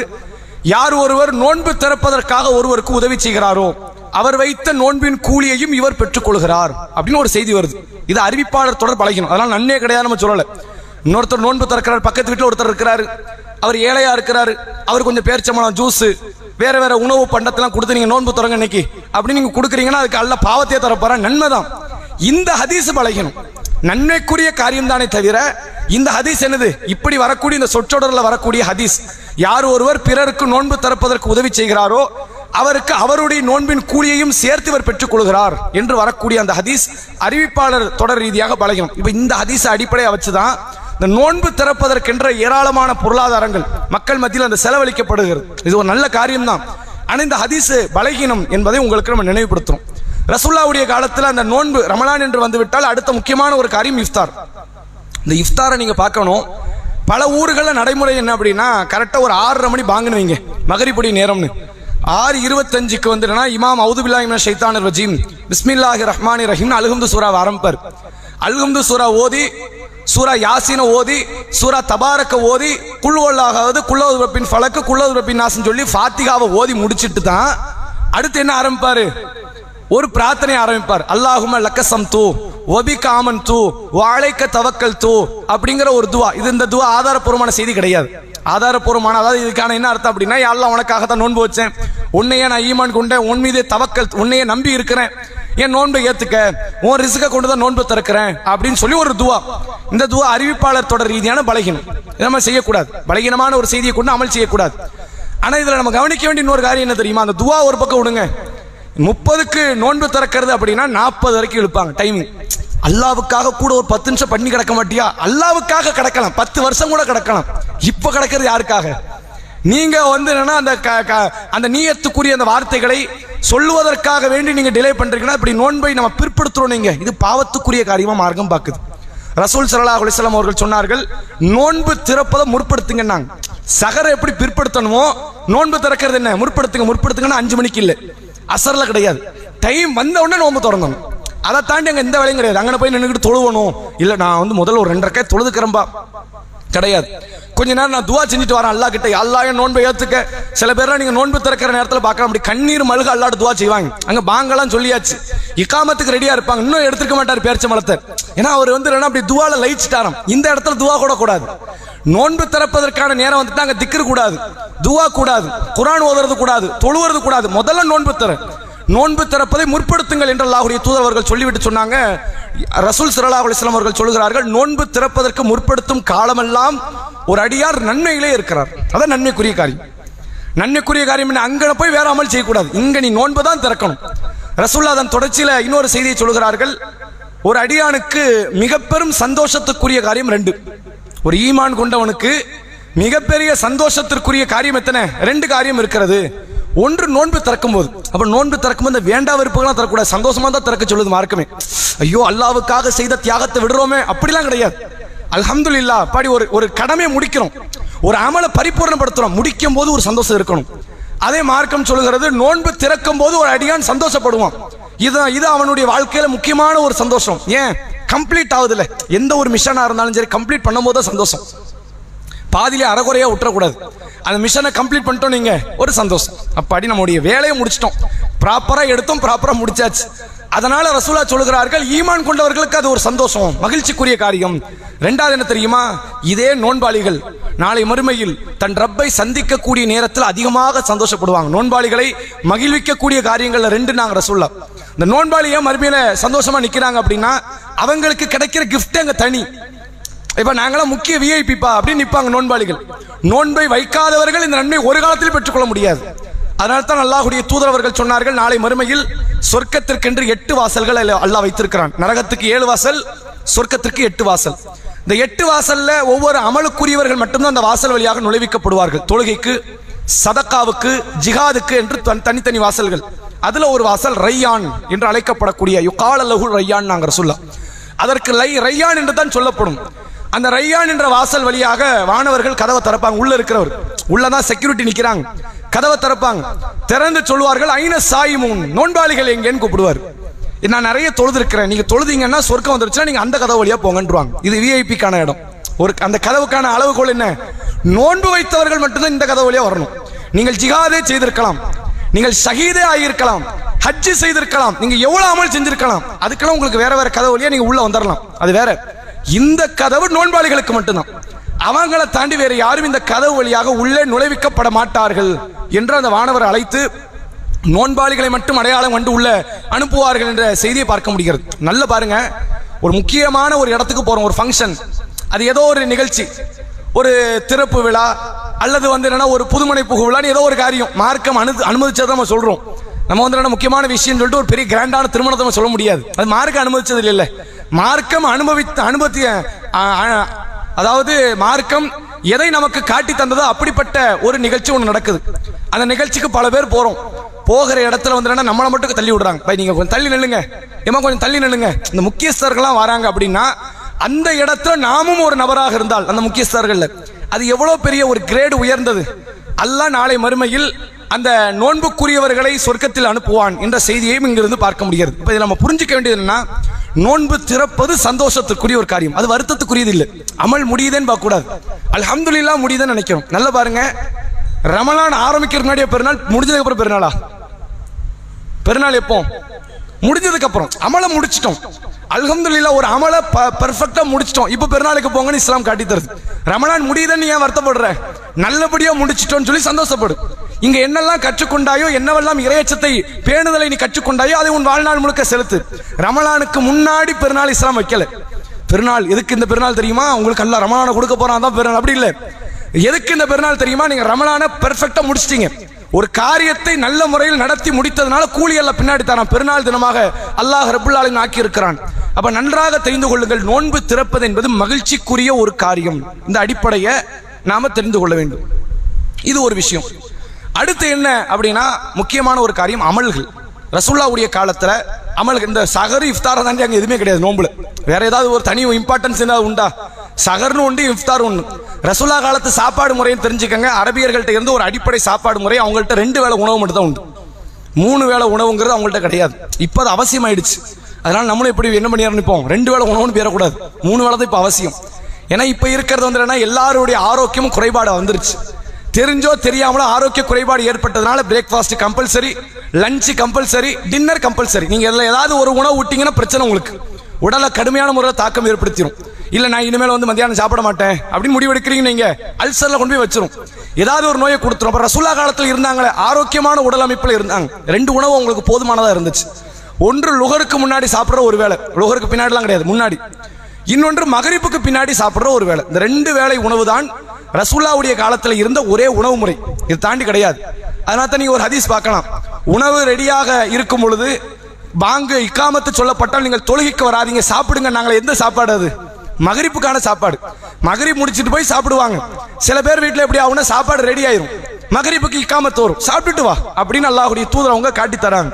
இப்ப நல்லா தெரிஞ்சுக்கங்க, ஒரு பகல்ல ஒரு 11 மணிக்கும் இரவுல ஒரு 7 மணிக்கு இருந்த அந்த உணவு முறை எப்படி மாறுதுன்னா, நோம்புல இந்த 11 மணி உணவு 4 மணிக்கு மாறுது, 7 மணி உணவு 7 மணி தான். ரொம்ப சேஞ்செல்லாம் கிடையாது. 2 வேளை அவங்கள்ட்ட உணவு இருந்துச்சு, அந்த 2 வேளையை ஒரே ஒரு வேளையை மட்டும் நேரத்தை மாத்துறாங்க. இதைத்தான் நோன்பு என்று அல்லாஹ்வுடைய தூதர் அவங்க காட்டி தராங்க. இப்ப அதுதான் நமக்கு பெரிய கஷ்டமா இருக்கு. நமக்கு 2 வேளை உணவுல அடிபடுது. சகர் சாப்பிட்டதுல இருந்து இஃப்தார் வரைக்கும் உள்ள இடையில எத்தனை வேளை போயிடுச்சு? 2 வேளை. அதனால தான் இது பெரிய பாரத்துக்குரிய ஒரு காரியமா நம்ம பார்க்கிறோம். அப்ப ரசூல் ஸல்லல்லாஹு அலைஹி வஸல்லம் அவர்கள் காலத்துல வந்து இந்த 2, அதாவது சகர் இஃப்தார் முடிஞ்சிருச்சுன்னா நோன்பு கம்ப்ளீட் முடிஞ்சிருச்சு. அடுத்து இந்த ரமலான்ல செய்யக்கூடிய அமல்களாக முக்கியமான ஒரு அமல் என்றால் இரவு தொழுகை. அல்லாஹ்வுடைய தூதர் அவர்கள் சொன்னார்கள், மன் காம ரமதானன் ஈமானன் வஹ்திசாபன் குஃபிர லஹு மா தகத்தம மின் தம்பிஹி. யார் ரமலான் மாதத்தில் இரவு தொழுகையிலே நின்று வணங்குகிறார்களோ அவர்களுடைய முந்தைய பாவங்கள் மன்னிக்கப்படும் அப்படின்னாங்க ரசூல்லா. இப்ப இந்த அமலை பொறுத்த வரைக்கும் ஜமாத்தா தொழலாமா, தனித்து தொழலாமா, பள்ளியில தொழலாமா, வீட்டில் தொழலாமா, 4 வகையிலும் தொழுதுக்கலாம், தப்பு கிடையாது. நீங்க ஜமாத்தாவும் தொழுங்க, தனியாவும் தொழுங்க, அல்லது பள்ளியில தொழுங்க, அல்லது வீட்டில் தொழுங்க, அவங்க அவங்களுடைய சௌகரியத்தை பொறுத்து. இப்ப ரசூல்லா 4க்கு அனுமதி கொடுத்திருக்காங்களா அப்படின்னு ஒரு ஹதீஸிலும் பார்க்கணும், கொடுத்திருக்கிறாங்க. நீங்கள் பார்க்கலாம், சுனன் நசையில பதிவு செய்யப்பட்டுள்ள நபிமொழி. அல்லாஹ்வுடைய தூதர் அவங்க என்ன செய்யறாங்க அப்படின்னா, சஹாபியில ஒருத்தங்க அறிவிக்கிறாங்க, ரசூல் ஸல்லல்லாஹு அலைஹி வஸல்லம் அவர்கள் 23வது இரவு, எத்தனையாவது இரவு? 23வது இரவு எங்களுக்கு பள்ளியில தொழுகை நடத்தினார்கள். ரசூல் அந்த இரவு தொழுகையை ஜமாத்தா நடத்துறாங்க. 23க்கு முன்னாடி வரைக்கும் நடக்கல, 23ல நடக்குது. அதுக்கப்புறம் சில நாட்கள் தொழுகை நடக்கல. மறுபடியும் எப்ப நடக்குது அப்படின்னா, பெருநாள் வரதுக்கு 3 நாள் தான் இருக்கு. அப்ப எந்த நாளா இருக்கும்? 27வது இரவு. 23ல நடத்தினாங்க எங்களுக்கு. அடுத்து 27வது இரவுல அல்லாஹ்வுடைய தூதர் அவர்கள் அவங்க மனைவி மக்களை எல்லாம் அழைச்சிட்டு வராங்க. பள்ளிவாசல்ல எல்லாரும் நின்று நாங்கள் தொழுகை நிறைவேற்றினோம். முதல்ல அந்த 23ல நிறைவேற்றினாங்களே, பாதி இரவு வரை தொழுகை நிறைவேற்றப்பட்டது. பாதி இரவுனா ஏறத்தாழ 1:30 மணி. இஷாத் முடிச்சதுக்கு அப்புறம் தொழுகை நடந்து எத்தனை மணி வரைக்கும் நடந்திருக்கு? 1:30 மணி வரைக்கும். 23வது இரவு. 27வது இரவுல ஒரு தொழுகை நடந்துச்சு. அது எத்தனை வரைக்கும்? சகர் நேரம் தவறிருமோ நாங்க நினைக்கிற அளவிற்கு அந்த தொழுகை நடந்தது அப்படிங்கிற செய்தி பார்க்க முடியும். இப்ப இந்த செய்தி வச்சு என்ன புரிஞ்சுக்கலாம்? ஜமாத்தா தொழலாம், பள்ளியில் தொழலாம். முடிஞ்சிருச்சா? 2 இது முடிஞ்சிருச்சு. அப்ப தனியா தொழறதுக்கு அனுமதி இருக்குதா? ரசூல்லா காலகாலமா தனியா தான் தொழுதுகிட்டு இருந்தாங்க. கடைசி 10 ஆண்டுகள் நபி அவர்கள் இரவு தொழுகை எப்படிதான் தொழுதாங்க? தனியா தான் தொழுதாங்க. எப்பமாவது ஒருக்க இப்னு மசூத் ரதியல்லாஹு அவங்க வந்திருந்தா ஜமாத்தா தொழுதிருப்பாங்க, தவிர காலகாலமாக ரசூல்லா தொழுது எப்படி? தனித்து தான் தொழுதிருக்கிறாங்க, வீட்டில் தான் தொழுதிருக்கிறாங்க. அப்ப பள்ளியில தொழலாம், வீட்லையும் தொழலாம், ஜமாத்தாவும் தொழலாம், தனித்தும் தொழலாம். மார்க்கம் வந்து என்னன்னா இதை நமக்கு தடுக்கல அப்படிங்கிற நம்ம தெரிஞ்சுக்கணும். அப்ப இந்த இரவு தொழுகையை பொறுத்தவரை அதிகமான கூலியை எப்படி பெற்றுக்கொள்ளலாம்? ஜமாத்து நடந்தால் ஜமாத்தில் கலந்து கொள்ளுங்கள். ஏன் ரசூல் ஆர்வம் எடுத்து கலந்துக்க முதல்ல சொன்னாங்க, பிறகுதான் அந்த ஆர்வத்தை உடைக்கிறாங்க, வேண்டான்னாங்க. அதற்கான காரணத்தை வேற ஒரு ரமலான்ல நம்ம தெரிந்து கொள்ள முடிகிறது. ரசூல் ஸல்லல்லாஹு அலைஹி வஸல்லம் அவர்கள் ஒரு ரமலான்ல 21வது இரவுல பள்ளியில் நின்று தொழுதுகிட்டு இருக்கிறாங்க. பின்னாடி கூட்டம் சஹாபாக்கள் கொஞ்சம் பேர் ஒன்று சேர்ந்து அவங்களோட சேர்ந்து தொழ ஆரம்பிச்சிட்டாங்க. அடுத்து 22வது இரவு மறுநாள் இந்த தகவல்லாம் பகல்ல பரவுது. ரசூல்லா நின்று தொழுதாங்களாமே. அப்ப நாளைக்கு நாங்களும் வரோம், எல்லாரும் வந்து சேர்றாங்க, நிறைய பேர் வராங்க. 23வது இரவு கூட்டம் அலமோதுது. பெரும்பான்மையான நபித்தோழர்கள் தோழியர்கள் ஒன்று கூடிட்டாங்க. அடுத்து 24வது இரவு ரசூல்லாவை எதிர்பார்த்து மொத்த சஹாபாக்கள் வந்து நிக்கிறாங்க, நபி வரல. 24வது பகல் ரசூல்லா தோழர்கள் அழைச்சு சொன்னாங்க, நேற்று நீங்கள் வந்து எனக்காக தொழுகைக்கு காத்துக்கிட்டு இருந்தது எனக்கு தெரியும், ஆனா நான் ஏன் வரல தெரியுமா? உங்கள் ஆர்வத்தை பார்த்து அல்லாஹ் இதை ஃபர்லாக ஆக்கி விடுவானோ என்று நான் பயப்படுகிறேன். நாங்கள் ஃபர்லா ஆகுமா அப்படின்னு கேட்டால் ஆகும்.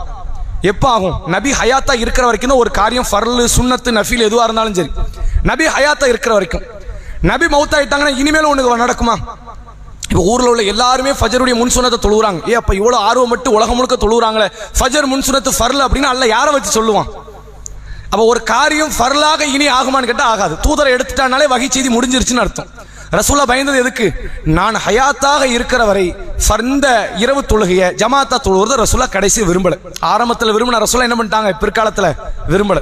இப்ப ரசூலா மௌத்தாயிட்டாங்க. இனிமேல் என்ன? தாராளமாக அந்த காரியம் ஆர்வம் எடுத்து செய்யப்பட வேண்டிய ஒரு காரியம்.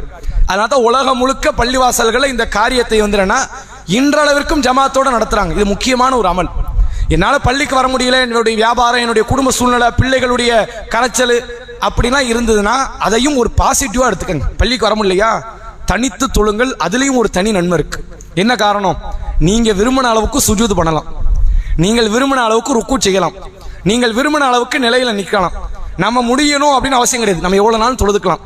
வீட்டில் அத்தகைய ரகசிய இஹ்லாஸோடு உண்டான பிரார்த்தனையோடு அந்த தொழுகையை நிறைவேற்றுவதற்கு தனிமைதான் ஒரு வாய்ப்பு. ரசூலா அந்த வாய்ப்பை தான் பயன்படுத்துறாங்க. கால்கள் வீங்க நின்று ரசூலா தொழுதாங்களா, தனியா தொழுதாங்களா, ஜமாத்தாவா? தனித்து தான். ஜமாத்தா நின்று அங்க அந்த கூட்டம் நின்றுக்காது. அந்த இடத்துல அவ்வளவு பேர் வந்திருக்க வாய்ப்பு இல்லை. ரசூலா கால் வீங்க நின்னது எதுக்கு? தனித்து தொழுகிறாங்க. ரசூலா விரும்பின அளவுக்கு தொழலாம். யார் தடுக்க போறப்போ? யாராவது வர முடியுமா? விரும்பின அளவுக்கு சுஜூது, விரும்பின அளவுக்கு ருக்கு, அதிகமான திக்ருகளை ருக்குல ஓதுறாங்க, அதிகமான திக்ருகளை சுஜூதுல ஓதுறாங்க. அப்ப தனித்து தொழுவதிலும் ஒரு நன்மை இருக்கிறது. பள்ளியில தொழுவது நன்மை இருக்கு, வீட்டில் தொழுவது நன்மை இருக்கு. மொத்தத்தில் இரவு தொழுகை எப்படியாவது நிறைவேற்றுங்கள் என்பதுதான் அல்லாஹுடைய தூதர் அவர்கள் நமக்கு காட்டி தந்த ஒரு அடிப்படை அமல் என்பதை நம்ம தெரிஞ்சுக்கணும். சரி, இதுல ஏதாவது டிப்ஸ் இருக்குதா மார்க் அடிப்படையில் அப்படின்னா ஒரு சில காரியத்தை இஸ்லாம் சொல்லுது. ரசூல்லா சொல்றாங்க, 2 அமல் தொழுகையில, நீங்க இரவு தொழுகையில இதை கண்டிப்பா கடைபிடிங்க. 2 அமல் என்ன அப்படின்னா, முதல் அமல், ஒரு மனிதனுடைய தொழுகையில் அதிக நன்மையை பெற்ற தொழுகை எது என்றால் அதிகமாக நிற்பது, நிலையில் இருக்கிறதுக்குல கியாமு, ருக்கு, சுஜூத் 3 தான் முக்கிய பிரத்யேகமான அமர்வு. இந்த 3ல நிலையில நிக்கிறது இருக்குல்ல, நிறைய நேரம் நின்னா கூலி நிறைய கிடைக்கும். ஒரு 10 நிமிஷம் நிலையில நிக்கிறீங்க நீங்க ஒரு ரக்காயத்துக்கு, அதுக்கு ஏற்ற கூலி கிடைக்கும். ஒருத்தர் 1 மணி நேரம் நின்னா அதுக்கு ஏற்ற கூலி, ஒருத்தர் 2 நிமிஷம் நின்னா அதுக்கு ஏற்ற கூலி. நிலையில நீங்கள் எவ்வளவு நேரம் வேண்டுமானால் நிற்கலாம், நிற்க நிற்க கூலி அதிகரித்து கொண்டே இருக்கும். இப்ப கேள்வி என்ன வரும் அப்படின்னா, நிலையில நிக்கிற அளவுக்கு நம்மளோட சூறா இல்லை, என்ன செய்ய? அதுக்கு ஏதாவது காரியங்கள் உண்டா? நமக்கு அழுகுந்த சூறா தெரியும், குள்ளுவல்லாகாது, குள்ளதுரப்பின் ஃபலக்கு, குள்ளதுரப்பின் நாசு, மிஞ்சி மிஞ்சி போன இந்த இன்னா அன்சல்நாஹு ஃபீ லைலத்துல் கத்ர், இப்படி ஒரு 5-6 சூறா தெரியும். இதை மட்டும் வச்சுக்கிட்டு அமல் செய்யலாமா? குள்ளுவல்லா சூறா மட்டும் வச்சு அமல் செய்யலாம், தப்பே கிடையாது. ஒரே சூறாவை மீண்டும் மீண்டும் மீண்டும் மீண்டும் தொழுகையிலும் ஓதலாம், தவறு கிடையாது. மார்க்கம் அதற்கு தடுக்கல. அல்லாஹ் திருக்குர்ஆனில் சொல்கிறான், ஃபக்ரவு மாத்த யஸ்ஸர மின்ஹு, குர்ஆனில் இருந்து எது உங்களுக்கு இயலுமோ அதை ஓதுங்க. எவ்வளவு எது தெரியுதோ அதை மறுபடியும் ஓதுங்க. மார்க்கம் என்ன சொல்லல? அதை தடுக்கவில்லை, தாராளமாக ஓதிக்கொள்ளலாம் என்று இஸ்லாம் சொல்லுது. அதனால பாருங்க, நமக்கு நம்ம தனியா தொழுகிறோம், யாரும் எந்த டிஸ்டர்பன்ஸ் இல்லை, எல்லாரும் தூங்கிட்டு இருக்கிறாங்க, நம்ம வாட்டுக்கு நிறைய நேரம் தொழலாம் அப்படின்னா தக்பீரை கட்டி குல்ஹுல்லா சூரா 100 முறை ஓதுங்க, 1000 முறை ஓதுங்க. நீங்கள் ஓத அந்த ரமலானில் அதிக நன்மைகளை நிலையில் நீங்கள் பெற்றுக்கொள்ளலாம். இது ஒரு காரியம். இது தொழுகையில் நன்மை அதிகப்படுத்துறதுக்கு இஸ்லாம் கொடுத்த ஒரு டிப்ஸ். இன்னொரு டிப்ஸ் என்ன அப்படின்னா, நிலை மட்டும் நன்மை கிடையாது, ருக்குவும் சுஜூதும் ஒரு நன்மையாக மார்க்கம் காட்டுது. ரசூல் ஸல்லல்லாஹு அலைஹி வஸல்லம் அவருடைய தோழர்கள ஒருத்தர் சொல்றாரு, ஒரு மனிதர் நிலையில் அதிகமாக நின்று தொழுகிறார், ரசூலா காலத்துக்கு அப்புறம் நடக்குது. அப்ப அந்த நபி தோழர் பார்த்துட்டு சொல்றாரு, இவர் எனக்கு தெரிந்தவராக இருந்திருந்தால் நிலையை விட நான் ருக்குவை சுஜூதை அதிகப்படுத்த அவருக்கு சொல்லி இருப்பேன், ஏன் தெரியுமா அப்படின்னு சொல்லிட்டு இப்பதான் ஹதீஸ்க்கு ஆரம்பிக்கிறார். இது அவர் காலத்தில் நடக்கிற ஒரு சம்பவத்தை சொல்லிட்டு இப்ப ஹதீஸை சொல்றார். என்ன காரணம் என்றால், ஒரு அடியான் தொழும் போது அந்த அடியானுக்குரிய பாவத்தை அல்லாஹ் தோள் பூஜ்ஜத்தில் வச்சிருவோம். இப்ப நான் செஞ்ச பாவத்தை அல்லாஹ் என் தோள் பட்டையில தூக்கி வச்சுட்டான். நீங்க செய்த பாவத்தை நீங்கள் தொழுகையில் நிற்கும் போது அல்லாஹ் உங்க தோள் பட்டையில வச்சுட்டான். நீங்கள் ருக்கு செய்யும் போது கொஞ்சம் கொஞ்சமா உதிர்ந்து விழும். நாங்க ரசூலுல்லாஹ் அந்த பாவத்துல இருந்து ஒரு 10,000 பாவம் இருக்கு. நீங்க ஒரு பேச்சுக்கு நீங்க ஒரு ருக்குல எவ்வளவு நேரம் நிக்கிறீங்களோ அதுல இருந்து விழுந்துகிட்டே இருக்கும். ஒரு 10, 50, 100, 1000 விழும். எவ்வளவு நாள் விழும்? அதன் வாயிலாக நீங்கள் பாவத்தில் கொஞ்சம் குறைச்சிடலாம். ருக்குவில அதிகமாக நிக்க நிக்க பாவம் குறையும். அடுத்து சுஜூதுக்கு வருவீங்களா, சுஜூதுலயே அல்லாஹ் கொஞ்சமா உதிர வைக்கிறான். அப்ப ருக்குவை நீங்கள் அதிகப்படுத்தலாம், சுஜூதையும் அதிகப்படுத்தலாம். அதை எப்படி அதிகப்படுத்த? அதேதான், சுபஹான ரப்பில் அலீம் இருக்குல்ல, 1,00,000 முறை ஓதலாம். 3 முறைங்கிறது குறைஞ்சது, 1,00,000 முறை கூட ஓதிக்கலாம், தப்பே கிடையாது. சுபஹான ரப்பில் அலீம், சுபஹான ரப்பில் அலீம், அல்லாஹ்வுக்கு பிரியத்திற்குரிய திக்ருகள் இது ஒண்ணு, முக்கியமான ஒண்ணு. அதனால தான் அல்ல ருக்குல எடுத்திருக்கிறான், தேர்வு செஞ்சிருக்கிறான். அல்லாஹ் சுப்ஹானல்லாஹ் தேர்வு பண்ணிருக்கலாம்ல ருக்குல. அல்ஹம்துலில்லாஹ், அல்லாஹ் அக்பர், லா இலாஹ இல்லல்லாஹ் எவ்வளவு இருக்குது. ஆனா அல்லாஹ் எதை தேர்வு செய்யறான்? சுப்ஹான ரப்பில் அலீம் என்பதை இங்க தேர்வு செய்யறான். சுப்ஹான ரப்பில் அலா என்பதை சஜிதாவில் அல்லாஹ் தேர்வு செய்கிறான் என்றால் மிகப்பெரிய திக்ர் அது. இதை லட்ச முறை கூட ஓதலாம். சுப்ஹான ரப்பில் அலீம், சுப்ஹான ரப்பில் அலீம் ஓதிக்கிட்டே இருங்க. ருக்குல நில்லுங்க. எப்பா முதுகு வலி தாங்கல, இதுக்கப்புறம் போதும் அப்படிங்கிற வரைக்கும் நில்லுங்க. இந்த இரவு தொழுகையை சஹாபாக்கள் இப்படித்தான் கழிச்சாங்க. நபிகளார் இப்படித்தான் கழித்தார்கள் இரவு தொழுகை. அப்படின்னா நம்ம என்ன வித்தியாசம், நபி ஏதோ வித்தியாசமா ஓதி இருப்பாங்க, அப்படி ஒண்ணுமே கிடையாது. இதைத்தான் தொடர்ச்சியாக ஓதுவார்கள். அன்னை ஆயிஷா ரதியல்லாஹு அன்ஹா அவங்க சொல்றாங்க, ரசூலுல்லாஹ் இறுதி காலத்துல சுஜூதுல ருக்குவுல ஓதுன திக்ர் எனக்கு இப்போ ஞாபகம் இருக்குங்கறாங்க. என்ன திக்ராம்? சுப்ஹானக்கல்லாஹும்ம ரப்பனா வ பிஹம்திக அல்லாஹும்ம அக்ஃபிர்லி. இந்த திக்ரை ருக்குல ரசூலுல்லாஹ் ஓதி இருக்காங்க, சுஜூதுல ஓதி இருக்காங்க, அதிகமாக ஓதி இருக்கிறார்கள். அதிகமா 3 டைம்ஸ் 5 டைம்ஸ்லாம் கிடையாது, இன்ஃபினிட்டிவா அது பாட்டுக்கு போகும். எவ்வளவு டைம் கிடைக்குதோ அவ்வளவு நேரத்துக்கு 50 கிடைக்கலாம், 100 கிடைக்கலாம், ஓடிக்கிட்டே இருக்கும். இதன் வாயிலாக நமக்கு என்ன நன்மை? ஒன்னு தொழுகையில இருக்கிறோங்கிறதே ஒரு தனி நன்மை. பாவங்கள் உதிர்ந்து கொண்டே இருக்கிறது. எவ்வளவு போகுது நமக்கே தெரியாது. செய்யும் போது நமக்கு தெரியல, கணக்கு தெரியாம தான் செஞ்சுக்கிட்டு இருந்தோம். போகும்போது கணக்கு தெரியாம போய்கிட்டே இருக்கட்டுமே. அப்ப இந்த ருக்குவை சுஜூதை கூடுமான வரைக்கும் அதிகப்படுத்துவதற்கான ஒரு வாய்ப்பை இந்த ரமலான்ல நம்ம பெற்றுக்கொள்ளணும். இது ஒரு முக்கியமான காரியம். அடுத்து என்னன்னு கேட்டா, இந்த தஹஜ்ஜத்தை நிறைய பேர் பிளான் வைக்காதீங்க. கண்டிப்பாக எழுந்து தொழுவேன் என்ற நபர்கள் மட்டும் வைங்க, மற்றவர்கள் வைக்காதீங்க. கரெக்டா என்ன ஆகும்னா, தஹஜ்ஜத்தை பிளான் போட்டுட்டு இஷா முடிச்சோடனே எல்லாரும் இரவு தொழுகைங்க நிற்பாங்க. இப்ப தொழுதா நன்மையா? எத்தனை பேர் இப்படி சொல்லிட்டு போவாங்க தெரியுமா? இப்ப தொழுவது என்னங்க நன்மை? 3 மணிக்கு எந்திரிச்சு தொழுதாங்க நன்மை, 5 மணிக்கு பாங்க, இவர் 4:45 எந்திப்பாரு. போச்சா ஒரு நாள் தொழுக. இப்ப நீ சகர் சாப்பாடுல கை வைப்பியா, தொழுகையில நிப்பியா? என்ன செய்ய முடியும்? அப்ப கண்டிப்பாக தொழுவோம். 3 மணிக்கு எந்திப்போம், 2:30 மணிக்கு எந்திப்போம்னா நீங்க விட்டுருங்க, பிரச்சனை இல்லை. அந்த நேரத்தில் தொழுவது அதிக கூலி தான், அதிக நன்மை தான். நிசப்தமான அந்த நேரம், துன்யாவுடைய முதல் வானத்துக்கெல்லாம் இறங்கி வருகிறான், பிரார்த்தனைகளை அங்கீகரிக்கிறான். அந்த நேரத்தில் அலங்காரமாக செய்யப்படுகிற வழிபாடு அல்லாஹ்விடத்தில் ஒரு தனி கூலி தான், மாற்றம் இல்லை. இஷாவுக்கு பிறகு நம்ம தூங்கிட்டோம்னா ஃபஜருக்கு முன்னாடி நம்ம எந்திக்க முடியாது என்று நினைத்தால் இஷாவுக்கு பிறகு தூங்காதீங்க. பள்ளிவாசல் அனாமத்த தொழுகை நடக்கல, அதோட கலந்து கொள்ளுங்கள். அந்த தொழுகையில சேர்ந்து நல்லபடியாக தொழுகை நிறைவேற்றுங்கள். அல்லது தனித்தாவது வீட்டில் தொழுதுருங்க. தூங்கிட்டா அடுத்து சகருக்கு தான் எந்திப்போம்னா நீங்க தொழுகையை தொழாமல் நீங்கள் தூங்கி விடாதீர்கள். இது இப்ப ரமலானுக்கு மட்டும் இல்லை, ரமலான் அல்லாத காலத்தில் இதுதான் சட்டம். அதனால கூலியில குறைஞ்சிருமே. நம்ம ஆட்கள் என்ன பண்றாங்க, 100 மார்க்குக்கு பிளான் போடுறாங்க, முட்டை மார்க்ல போய் நிக்கிறாங்க. ஏன் 70 மார்க் எடுக்க கூடாதா? அது தப்பா? 70 மார்க்கு 70 கிடைக்கட்டுமே. இதுல என்ன ஆயிரப்போகுது? 8 இஷா முடிச்சோடனே 8 ரக்காய் தொழுதுட்டு 3 ரக்காய் தொழுதுட்டு படுப்போம். 70 கிடைக்கட்டுமே. அதுவாது கிடைக்குமா இல்லையா? எல்லாரும் 100க்கு தான் பிளான், டார்கெட். கடைசியில் ஒண்ணுமே இல்லாம தான் போய் ஃபஜர்ல போய் நிக்கிறது. அந்த மாதிரி நிலைமை வராமல், ஏன்னா அல்லாஹ்வுடைய ரசூலை பற்றி அன்னை ஆயிஷா ரதியல்லாஹு அன்ஹா சொல்றாங்க, சஹீஹ் முஸ்லிம்ல பதிவு செய்யப்பட்டிருக்கிற ஆதாரப்பூர்வமான நபிமொழி, ரசூல்லா இஷாவை முடித்ததுல இருந்து ஃபஜர் வரைக்கும் இரவு தொழுகை தொழுவாங்க. சில நேரம் முன்னாடியே தொழுதுவாங்க, சில நேரம் நடுப்பகுதியில் தொழுவாங்க, சில நேரம் இரவின் கடைசி பொழுதுல தொழுவாங்க. எப்பனாலும் தொழலாம். அதிக கூலி, அதிகமான விரும்பத்தகுந்த ஒரு காரியம் தஹஜ்ஜத்துடைய நேரம் தான், அதுல மாற்றம் கிடையாது. நம்ம அந்த அதிகம் அப்படிங்கறத பிளான் போட்டுட்டு ஒண்ணு கூட இல்லாம போயிடக்கூடாது. இஷா முடித்த பிறகு தொழுவது ஒரு நல்ல ஒரு காரியம். இது யாருக்கு ரசூலுல்லாஹ் அறிவுறுத்துறாங்க அப்படின்னா, வாங்க முடியட்டும்.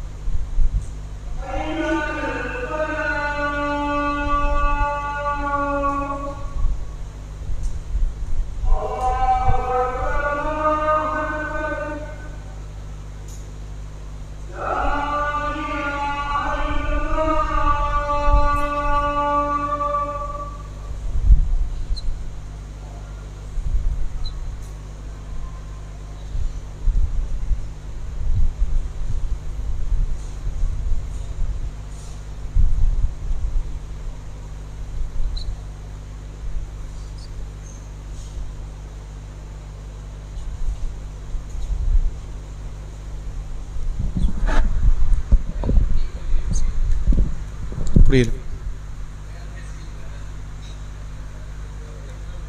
நாளைக்கு கேள்வி பதில் நிகழ்ச்சி இன்ஷா அல்லாஹ்.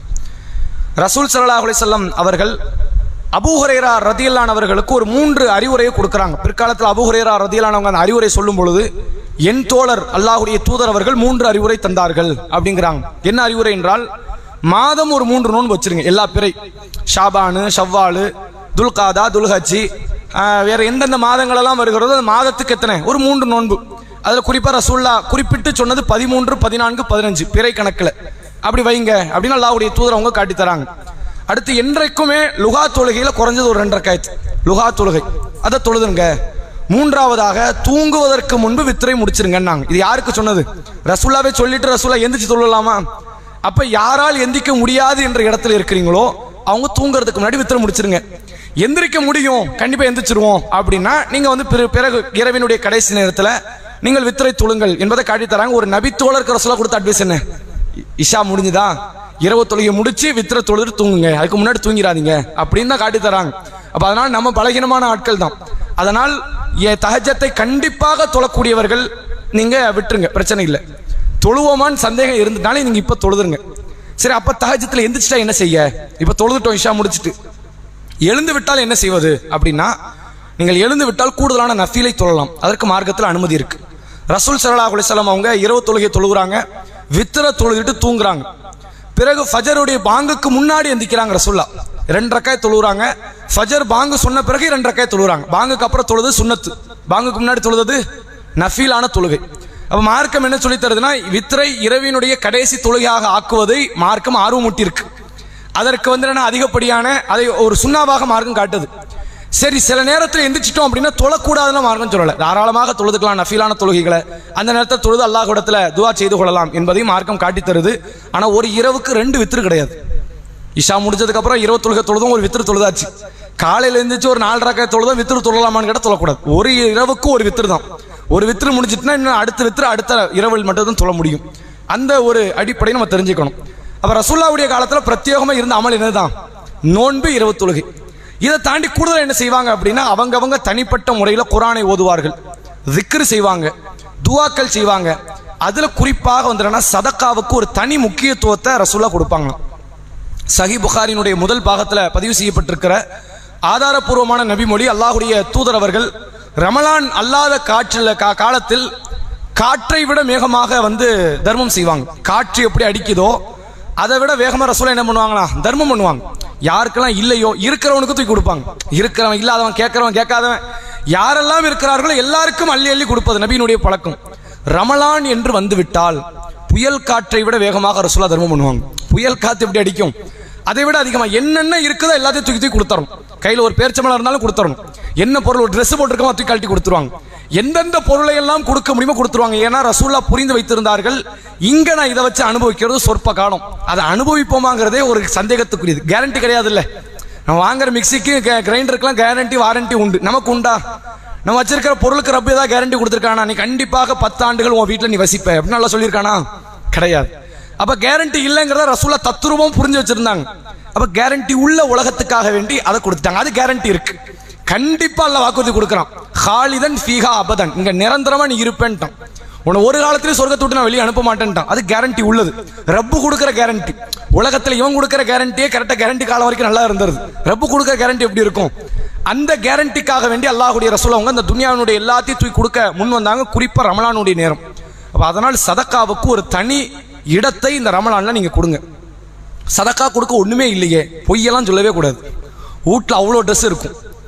எப்படி ஒவ்வொரு பெருநாள் வந்தால் 4 ட்ரெஸ் கூடுது, ஒரு 4 ட்ரெஸ் குறையணும்லாங்க. பழசாவே ஆகாது, வீடு முழுக்க பீரோல இருக்கு அப்படின்னா இது சதக்காவுடைய பொருளா இல்லையா? மார்க் அதை காட்டி தருது இல்லை. அப்ப ட்ரெஸ் எல்லாம் கொஞ்சம் கழிங்க. ஒரு ஆளுக்கு ஒரு 10 ட்ரெஸ் இருந்தா போதும். என்ன காரணம்னா, ஒரு வெள்ளம் வந்துச்சுன்னா எதை தூக்க எதை எடுக்கனே தெரியாது. நிலைமை தானே. பீரோல தூக்கவா, டிவியை தூக்கவா, அவ்வளவு சேர்த்து வச்சுட்டோம். எதை காப்பாத்த எதை விட்டுட்டு போகன்னு தெரியல. ரசூலுல்லாஹ் காலத்துல இப்படி ஒண்ணு கிடையாது. ஒரு வெள்ளன்னு வருதுன்னு நபி மாதிரி ஒரு வாழ்க்கை வாழ்றாங்க. ஒரு பாயும் ஒரு தலானி தூக்கிட்டா கிளம்பிடலாம், முடிஞ்சு வச்சு. என்னத்தை இருக்குது? இதை தாண்டி ஏதாவது பிரச்சனை இருக்குதா? ஒண்ணும் கிடையாது. அப்ப அதிகப்படியான பொருளை சேர்ப்பது தான் நம்ம இந்த துன்யால இன்னும் வாழணுங்கிற ஆசையை அதிகப்படுத்தும். ஒண்ணுமே இல்லை. நீங்க இப்ப நீங்க 0ல இருக்கிறீங்க, உங்களுக்கு வேலை கிடையாது, உங்கள்ட்ட பணம் காசு கிடையாது, பேங்க் அக்கௌண்ட் கிடையாது, இன்னைக்கு வந்து என்னன்னா உங்களுடைய குடி உரிமை பறிக்கப்பட்டுச்சு. நீங்க ஒரு பேச்சுக்கு சிஏ போட்டு உங்க குடி உரிமை தூக்கியாச்சு, எல்லாத்தையும் எடுத்துட்டான். இனிமேல் வாழ்ந்தா என்ன செத்தா என்னன்ற இடத்துக்கு வந்துடும். மௌத்தை நம்ம எப்ப நேசிப்போம்னா துன்யாவில் இருக்கிற எல்லா பொருளும் நமக்குரியது இல்லை என்ற இடத்துக்கு வரும் பொழுது. ரசூலுல்லாஹ் அந்த இடத்துல தான் எப்போது இருந்தாங்க. நமக்கு எந்த பொருளும் இல்லை, எந்த பொருளும் இல்லை, அப்ப துன்யா நமக்கு வேண்டாம், ஆக்கிரத் தான் வேணும். அந்த அமலை நபி அவர்கள் அதிகப்படுத்துவதற்கான காரணம் இந்த உலக பற்றின்மை தான். அப்ப இந்த சிந்தனையை அதிகப்படுத்தினா தர்மத்தை கொஞ்சம் கூடுதலாக செய்யுங்க. ஆடைகள்ல பழசத்தை கொடுங்க, நல்ல ஆடைகளாக இருக்கிறத நல்ல முறையில் துவச்சி ரமலானுடைய காலத்தில் கரெக்டாக பிளான் போட்டு அந்த உறவினர்கள் அண்டை வீட்டார்கள் ஏழைகளாக பார்த்து கொடுங்க. வீட்டில் இருக்கிற பாத்திரம் புதுசு புதுசாக சேருது, குறைய மாட்டேங்குது. எல்லாம் மேலே மேலே பொருளை அடிக்கடிக்கு தான் வைப்பாங்களே தவிர அது குறையலை. அந்த பாத்திரத்தை தூய்மைப்படி கொடுத்தலாம்ல. இதுக்கெல்லாம் அல்லாஹ் கிட்ட கடுமையான விசாரணை இருக்குது. நம்ம என்ன நினைச்சிட்டோம்னா ஒரு பொருளை நீங்க பயன்படுத்தல, நீங்க ரப்பு கிட்ட விசாரணை. உமர் ரதியல்லாஹு அவங்க காலத்துல ரசூலுல்லாஹ் காலத்துல வந்து சில லேண்டை வந்து நபித்தோழர்களுக்கு அன்பளிப்பு கொடுக்குறாங்க. உமர் பீரியட் வருது, சில லேண்டெல்லாம் பார்க்குறாங்க அப்படியே கிடக்குது, சும்மா கிடக்குது. அந்த நபித்தோழர்கள்ட்ட இருந்து லேண்டு யார்கிட்ட இருந்து நபித்தோழர்கள்ட்ட இருந்து லேண்டை பிடிங்கிட்டார் உமர். அப்போ அந்த நபித்தோழர் வந்து ஃபைட் பண்ணுறாங்க, இது ரசூலுல்லாஹ் கொடுத்த அன்பளிப்பு, நீங்கள் எப்படி வாங்கலாம்? ரசூலுல்லாஹ் உங்கள்கிட்ட எதுக்கு கொடுத்தாங்க? சும்மா புடவை கொடுத்தாங்க.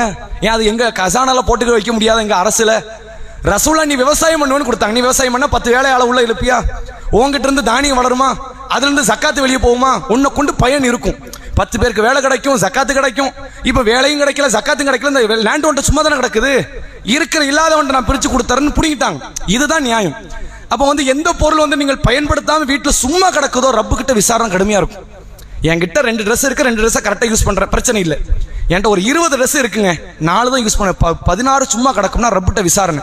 அந்த 16 இல்லாதவன்ட்ட கொடுக்கலாம்ல? நீ கொடுக்கலன்னா விசாரணை.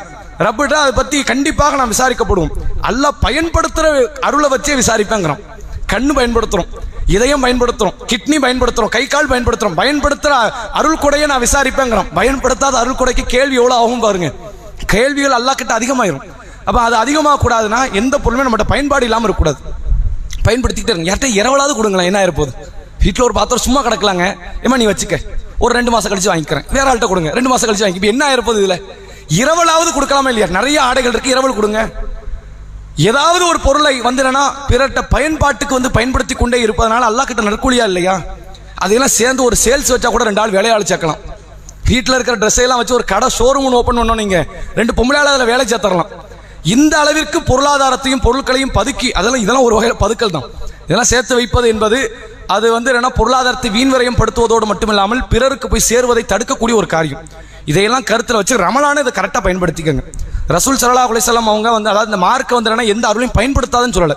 நல்ல உயர் ரக ட்ரெஸ் போடுங்க, உயர் ரக வாகனத்தில் போங்க, உயர் ரக உணவு சாப்பிடுங்க. சும்மா வச்சுக்காதீங்க எதையுமே, இது சும்மா இருக்குங்க என்கிட்ட அப்படின்னு எதையும் வைக்காதீங்க.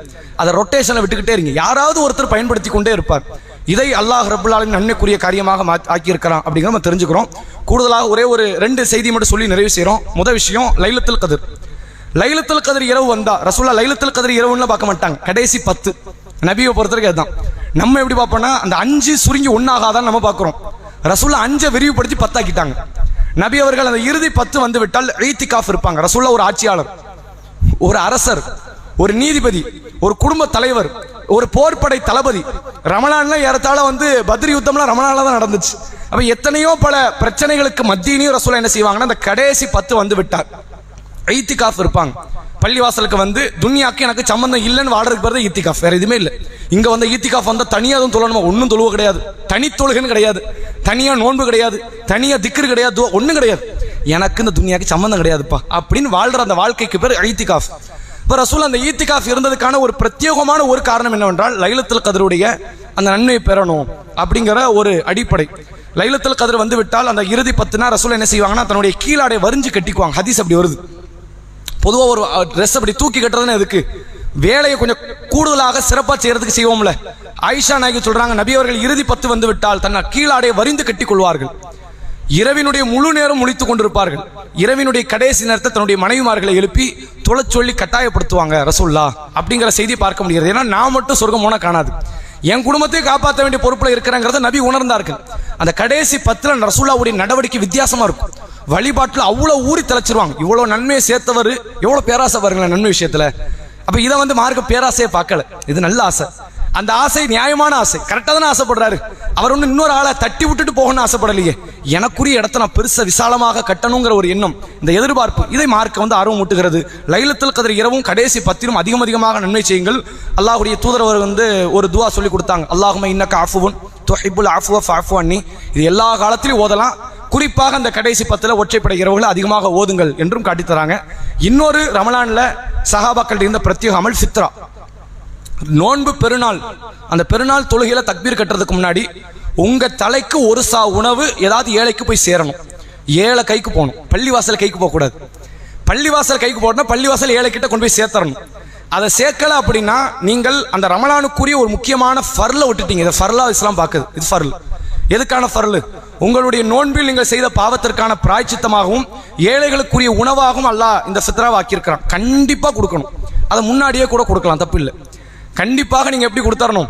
பெருநாள் தினத்திற்கு முன்பாக உங்க ஒவ்வொரு தலைக்கு, வீட்டில் 10 தலை இருந்தா 10 சா, ஒரு சாணை ஏறத்தால 2.5 கிலோ உணவுப் பொருள் வாதுங்க. இப்ப 2.5 கிலோ உணவுப் பொருள் நம்ம எப்படி பார்ப்போம்? நான் வந்து 50 ரூபா அரிசி தான் சாப்பிடுறேன், 50 ரூபா அரிசி மட்டும் தான் சாப்பிடுறீங்களா? வீட்டில் அரிசியை தாண்டி கோதுமை, ரவை, பருப்பு இருப்புலாம் ஒன்றும் உள்ள போல. அப்ப எல்லாம் சாப்பிடுறோம். நம்ம உணவுப் பொருள்னு எடுத்துக்கிட்டா ஏறத்தாழ நம்ம ஒரு கிலோன்னு வச்சுக்கிட்டா 100 ரூபான்னு வரும். நம்ம அதிகமாக தான் கொடுக்கணும். உங்க கொடுக்குற எல்லா பள்ளிவாசலும் ஒரு பிரத்யேகமான ஒரு தோராய மதிப்பு தான் கொடுப்பாங்க. ரப்புக்கு பயந்து நீங்க அதிகமான காசை கொடுங்க. இந்த விஷயத்துல நம்ம வந்து என்னன்னா, நம்ம சாப்பிட்றது கண்டிப்பா ஒரு வேளை சாப்பிட்டா 100 ரூபாய்க்கு குறையாம சாப்பிட மாட்டோம். கருவாடு, அப்பளம், அதுன்னு 1008 பொருளை வச்சு தான் சாப்பிடும். ஒரு 100 ரூபாயாவது இருக்கும். இப்ப இதுல நீங்க கணக்கு வைக்கணும், 2.5 கிலோ அப்படின்னு வைக்கணும். அதை வச்சு ஏறத்தால ஒரு ஆளுக்கு 250 ரூபா வரும். நமக்கு கண்டிப்பா கொடுக்க முடியும். அப்ப அது மாதிரியான பொருளாதாரத்தை கணக்கு வைத்து பெருநாள் தொழுகைக்கு முன்பாக நீங்களாக கொடுத்தலாம். ஆனா இஸ்லாம் இந்த விஷயத்துல மட்டும் ஜமாத்தை எதிர்பார்க்குது. ஜமாத்தாக வந்தாதான் அதை கொண்டு போய் சேர்க்கக்கூடிய இடத்துல சரியான முறையில் கொண்டு போய் சேர்க்க முடியும் அப்படின்னு. இந்த ஃபித்ராவுடைய அமல் சஹாபாக்கள்கிட்ட நீங்காத இடம் பிடித்த ஒரு முக்கியமான அமல். அதை நினைவுபடுத்துறோம். சஹர்ல இருந்து பல அமல்களை பார்த்தோம். இதுதான் ரசூலா காலத்துல நடந்த ரமலான். இதை தாண்டி கூடுதல் குறைவுலாம் உண்மை கிடையாது. இப்ப நம்ம வித்தியாசமா ரமலான் எப்படி வைப்போம்னா, பேசுறது, கதை பேசினா தான் ரமலான். கதை பேசாம ஒரு ரமலான் ஓடிச்சு. நீங்க வெளிநாட்டில் இருக்கிறவங்களாம் இருப்பு கொள்ளாது. ஐயோ ஊருக்கு வர முடியலையே அப்படிமா. எதுக்குப்பா வந்து என்னப்பா செய்ய போற? நண்பர்கள் எல்லாம் பார்த்து ஒரு கடை தெருவுக்கு போய் அது 3 மணிக்கு போய் ஒரு பிரெட் ஆம்லெட் சாப்பிட்டா அது ஒரு தனி டேஸ்ட். ஒரு 2 மணிக்கெல்லாம் போய் வெளியே ஜூஸ் குடிச்சேன்னா அதுக்குன்னு கடை திறந்து வச்சிருப்பான். அவனுக்கு தெரியும் இந்த ரமலான் மாசத்துல இவனை வந்துருவாங்க, கண்டிப்பா வியாபாரம் நல்லா பார்த்தரலாம். இதுக்கு மட்டும்தான் ரமலானை பயன்படுத்துவது. இது மோசமான ஒரு பழக்கம். அதாவது நம்ம வந்து பேசவே கூடாது, சரி அப்படி மார்க்கம் சொல்லலை. அமலுக்கு கூடுதலான முக்கியத்துவம் கொடுங்க. இந்த ரமலான் முடியும் போது நமக்கு ஒரு மன திருப்தி வரணும். பரவாயில்ல, கரெக்டாக 30 நாள் தொழுதுட்டோம், 20 தொழுகை, 30 நாள் நோம்பு முடிச்சிட்டோம், 30 நாள் நிறைய திக்ர் பண்ணிட்டோம், ஒரு 2 ஜூஸ், ஒரு 2 குரானை முடிச்சிட்டோம், ஓரளவுக்கு திருப்திப்பா அப்படின்னு நினைக்கிற அளவுக்கு அந்த ரமலானை நாம் பயன்படுத்தினால்தான் அது உண்மையில் நம்மளுடைய பாவ மன்னிப்புக்குரிய ஒரு காரியம். ரசூல்லா சொன்ன செய்தியை சொல்லி நிறைவு செய்கிறேன். ரமலானை யார் அடைந்து அந்த மாதம் முடிவதற்கு முன்பு தன்னுடைய பாவங்கள் மன்னிக்கப்படாமல் இருக்கிறாரோ அவர் நாசமாக போகட்டும் என்று ஜிப்ரீல் அலைஹிஸ்ஸலாம் செய்த துவாவுக்கு நபி அவர்கள் பிரார்த்தனை செஞ்சிருக்கிறாங்க. ஜிப்ரீலும் பாவம் செய்யக்கூடியவர் இல்லை, ரசூல்லாவும் பாவத்துக்குரிய நபர் கிடையாது.